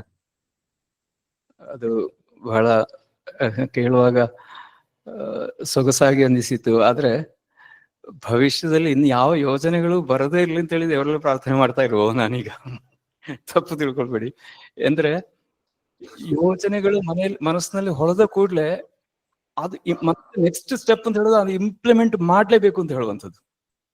ಅಲ್ಲಿ ದುಡ್ಡು ಇದೆಯೋ ದುಡ್ಡು ಇಲ್ವೋ ಅಂತ ಹೇಳುವಂತ ವಿಚಾರ ಅಲ್ಲ. ಹಾಗೆ ಈಗಾಗ್ಲೇ ಇದು ಕೂಡ ನಾನು ತಪ್ಪಿ ಹೇಳಬಾರ್ದು ಅಂತ ಗ್ರಹಿಸಿದ್ದು, ಆದ್ರೆ ನೀವು ನನ್ನಿಂದ ಹೇಳಿಸ್ತಾ ಇದ್ದೀರಿ, ಹೇಳಲೇಬೇಕಾಗ್ತದೆ. 40 ಲಕ್ಷ ರೂಪಾಯಿ ಸಾಲ ಇದೆ. ಎಷ್ಟೋ ಜನರನ್ನು ಹೋಗಿ ಮುಖತಃ ಭೇಟಿ ಮಾಡಿದಲ್ಲಿ ತುಂಬಾ ಜನರು ಕೂಡ ಒಳ್ಳೆ ರೀತಿಯಲ್ಲಿ ಪ್ರತಿಕ್ರಿಯಿಸಿದ್ರು, ಕೊಟ್ರು. ಇನ್ನಿಷ್ಟು ಬಾಕಿ ಇದೆ. ಇನ್ನು ಕಂಡವರನ್ನು ಪುನಃ ಹೇಗೆ ಕಾಣ್ಲಿ? ತುಂಬಾ ಜನರು ಕೇಳ್ತಾ ಇದ್ದಾರೆ. ಅಂದ್ರೆ ನಾವು ನಮ್ಮವರಿಗೆ ಅಂತ ಹೇಳಿ ಬಿಸ್ನೆಸ್ ಕೊಟ್ಟು ಆ ನಮ್ಮ ನಮ್ಮ ಸ್ನೇಹಾಚಾರದಿಂದ ಅವರು ಸ್ವಲ್ಪ ದಿವಸ ಇದ್ದಾರು ಅಂತ ಹೇಳಿ ನಾವು ಗ್ರಹಿಸಿದ್ರೆ ಮರು ದಿವಸವೇ ಫೋನ್ ಬರ್ತದೆ, ನಿಮ್ದು ಸೆಟ್ಲ್ ಮಾಡಿ, ಬೇಗ ಸೆಟ್ಲ್ ಮಾಡಿ ಅಂತ ಹೇಳಿ. ಈ ಸಂಗೀತದಿಂದ ಕರೆಕ್ಟ್ ಆಗಿ ಫೀಸ್ ಕೂಡ ಕೊಡದಿದ್ದ ಅಥವಾ ಕೊಡ್ಲಿಕ್ಕೆ ಸಾಧ್ಯವಾಗಿದ್ದ ವಿದ್ಯಾರ್ಥಿಗಳೇ ಹೆಚ್ಚಿನವರು ಬರುವುದು. ಅಥವಾ ಅವರಿಗೆ ಇದ್ದವರಾದ್ರೆ ಅವರಿಗೆ ಮ್ಯೂಸಿಕ್ಗೆ ಮಾತ್ರ ದುಡ್ಡು ಕೊಡ್ಲಿಕ್ಕೆ ಇಲ್ಲದೆ ಇರುವಂತದ್ದು, ಬಾಕಿ ಎಲ್ಲದಕ್ಕೂ ಅವರಿಗೆ ವ್ಯವಹಾರ ಮಾಡ್ಲಿಕ್ಕೆ ಅವರಲ್ಲಿ ದುಡ್ಡಿದೆ. ಆದ್ರೆ ನಾವು ಕೇಳಿತು ಅಂತಾದ್ರೆ ಅವನು ಬಿಸ್ನೆಸ್ ಮಾಡ್ತಾ ಇದ್ದಾನೆ ಅಂತ ಹೇಳ್ತಾರೆ. ಬಾಕಿ ಎಲ್ರಿಗೂ ಬಿಸ್ನೆಸ್ ಮಾಡ್ಲಿಕ್ಕೆ ರೈಟ್ ಇದೆ. ಇವತ್ತು ಪುರೋಹಿತರು ಕೂಡ ಸಾಧಾರಣ ನಮ್ಮ ಇಲ್ಲಿ ಕೆಲವು ಕಡೆಗಳಲ್ಲಿ, ನಾನು ಕೂಡ ಒಂದು ತಂತ್ರಿ ಫ್ಯಾಮಿಲಿ ಅವನೇ, ತಂತ್ರಿಗಳೆಲ್ಲ ಲಿಸ್ಟ್ ಕೊಡ್ತಾರೆ, ಒಂದು ಬ್ರಹ್ಮಕಲಶ 25 ಲಕ್ಷ ರೂಪಾಯಿ ಆಗ್ತದೆ ನಮ್ಮ ಬಿಲ್. ನಾವು ಒಂದು ದೊಡ್ಡ ಒಂದು ಇದಾಗ್ತದೆ. ಹಾಗೆ ನಿಮ್ಮ ಪ್ರಶ್ನೆಗೆ ನಿಜವಾಗಿಯೂ ನಾನು ಮನಸ್ಸಿನಲ್ಲಿ ತುಂಬಾ ಯೋಜನೆಗಳಿದೆ. ತಮಾಷೆಯಾಗಿ ಇದಿಷ್ಟು ಕೂಡ ಒಂದು ಈ ಕಲೆ, ನಮ್ಮ ಭಾರತದ ಎಲ್ಲ ಕಲಾ ರೂಪಗಳನ್ನು ಕೂಡ ನಮ್ಮ ಈ ಸಣ್ಣ ಗ್ರಾಮಕ್ಕೆ ತಂದು ಇಲ್ಲಿಂದ ಇದು ಹೊರಗೆ ಪ್ರಚಾರ ಇದಕ್ಕೆ ಜಾಸ್ತಿ ಸಿಗುವ ಹಾಗೆ ಮಾಡಬೇಕು ಅಂತ ಹೇಳುವಂತಹ ಒಂದು ಸಂಕಲ್ಪ ಇದೆ. ಮತ್ತೆ ಶುದ್ಧವಾದ ಒಂದಷ್ಟು ಪುರೋಹಿತರನ್ನೆಲ್ಲ ಶುದ್ಧವಾದ ದೇವಸ್ಥಾನಗಳಲ್ಲಿ ಪೂಜೆ ಮಾಡ್ಲಿಕ್ಕೆ ಸಾಧ್ಯವಾಗುವಂತಹ ಒಂದಷ್ಟು ಜನ ಅರ್ಚಕರನ್ನು ತಯಾರು ಮಾಡಬೇಕಂತೆ. ಅಂದ್ರೆ ಕೆಲವು ದೇವಸ್ಥಾನಗಳಲ್ಲಿ ನಮ್ಮ ಇಲ್ಲಿ ಸಂಧ್ಯಾವಂದನೆ ಕೂಡ ಮಾಡದೆ ಹೋಗಿ ದೇವಸ್ಥಾನದಲ್ಲಿ ಪೂಜೆ ಮಾಡುವಂತಹವರು ಇದ್ದಾರೆ. ಅದಕ್ಕೆಲ್ಲ ಒಂದು ನಾವು ಅಂತ್ಯ ತರಲೇಬೇಕು. ಒಂದಷ್ಟು ಈಗಾಗಲೇ ಇಲ್ಲಿ ಈಗ ಪೂಜಾ ಕ್ಲಾಸ್ಗಳು ನಡೀತದೆ ಅಂತ ಹೇಳಿ ತಿರುವನಂತಪುರದ ಕೋಟೆಯಿಂದ ಮಳ್ಳಿಯೂರು ದೊಡ್ಡ ಗಣಪತಿ ಕ್ಷೇತ್ರ ಇದೆ, ಅಲ್ಲಿಂದೆಲ್ಲ ಕಾಲ್ ಬರ್ತಾ ಇದೆ, ಏನಾದ್ರೂ ಅಗತ್ಯ ಬಂದ್ರೆ ನೀವು ಅಲ್ಲಿಂದ ಸ್ವಲ್ಪ ದಿವಸಕ್ಕೆ ಕಳಿಸಿಕೊಡ್ತೀರಾ ಅಂತೆಲ್ಲ ಹೇಳಿಕೊಂಡು. ಆದ ಕಾರಣ ನಮ್ಮ ಮೇಲೆ ತುಂಬಾ ಭರವಸೆ ಇಟ್ಟಿದ್ದಾರೆ, ತುಂಬಾ ವಿಶ್ವಾಸ ಇಟ್ಟುಕೊಂಡು ಹೊರಗೆ ತುಂಬಾ ಜನ ಇದ್ದಾರೆ ಅಂತ ಈಗ ಗೊತ್ತಾಗ್ಲಿಕ್ಕೆ ಶುರು ಆಗಿದೆ. ಅದರ ಒಂದು ಭೀತಿ ನನ್ನ ಮನಸ್ಸಿನೊಳಗಿದೆ. ಈ ಭೀತಿ ನಿವಾರಣೆ ಆಗ್ಬೇಕಿದ್ರೆ ನಮ್ಮ ಬಾಂಧವರು, ಸಮಾಜ ಬಾಂಧವರು ನನ್ನ ಜೊತೆಗೆ ಇರ್ಲೇಬೇಕು. ಜೊತೆಗೆ ನಾವು ಇದ್ರೆ ನಮಗೆ ತೋರ್ತದೆ ಇನ್ನು ಯಾವುದೇ ಬೇರೆ ಸಮಾಜದವರಿಗಿಂತಲೂ ಮಾಡ್ಲಿಕ್ಕೆ ಸಾಧ್ಯವಾಗುವಂತ ಎಷ್ಟೋ ದೊಡ್ಡ ಕೆಲಸಗಳನ್ನು ನಮಗೆ ಇನ್ನೂ ಮಾಡ್ಲಿಕ್ಕೆ ನಮಗೆ ಸಾಧ್ಯವಿದೆ. ಹಾಗೆ ಕಾರ್ಯಗಳನ್ನು ತುಂಬಾ ಮಾಡ್ಲಿಕ್ಕಿದೆ. ಒಮ್ಮೆ ನನ್ನ ಸಾಲ ಆದಷ್ಟು ಬೇಗ ಮುಗಿಬೇಕಾದಿದೆ. ಅದು ಮುಗ್ದ ಕೂಡ್ಲೆ ಮತ್ತೆ ನೆಕ್ಸ್ಟ್ ಚಾಪ್ಟರ್ ಖಂಡಿತವಾಗಿ ಶುರುವಾದೀತು ಅಂತ ಹೇಳಿ, ಶುರುವಾಗದ ದೇವರು ನನ್ನ ಬಿಡ್ಲಿಕ್ಕಿಲ್ಲ ಅಂತ ಅನ್ನಿಸ್ತಾ ಇದೆ. ಪ್ರಣಾಮಗಳು. ನಿಮ್ಮ ಕನಸುಗಳು ನನಸಾಗ್ಲಿ ಅಂತ ಹೇಳಿ ಹಾರೈಸ್ತೇವೆ.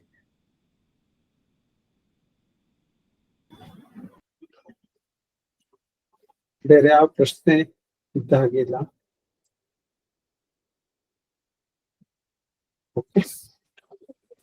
ಸೊ ಸಂಗೀತ ಸ್ವರಗಳ ಆರಾಧನೆ, ಅದಕ್ಕಿರುವ ಶಕ್ತಿ, ಅದನ್ನು ಯಾವ ರೀತಿ ನಮ್ಮ ಸಂಗಾತಿ ಮಾಡಬಹುದು ಎಂಬುದನ್ನು ನೀವು ಅತ್ಯದ್ಭುತವಾಗಿ ಮನದಟ್ಟು ಮಾಡಿದಿರಿ. ಅದ್ರ ಜೊತೆಗೆ ವೀಣಾವಾದಿನಿಯ ಬಗ್ಗೆ, ಅಲ್ಲಿ ನಡೆಯುವ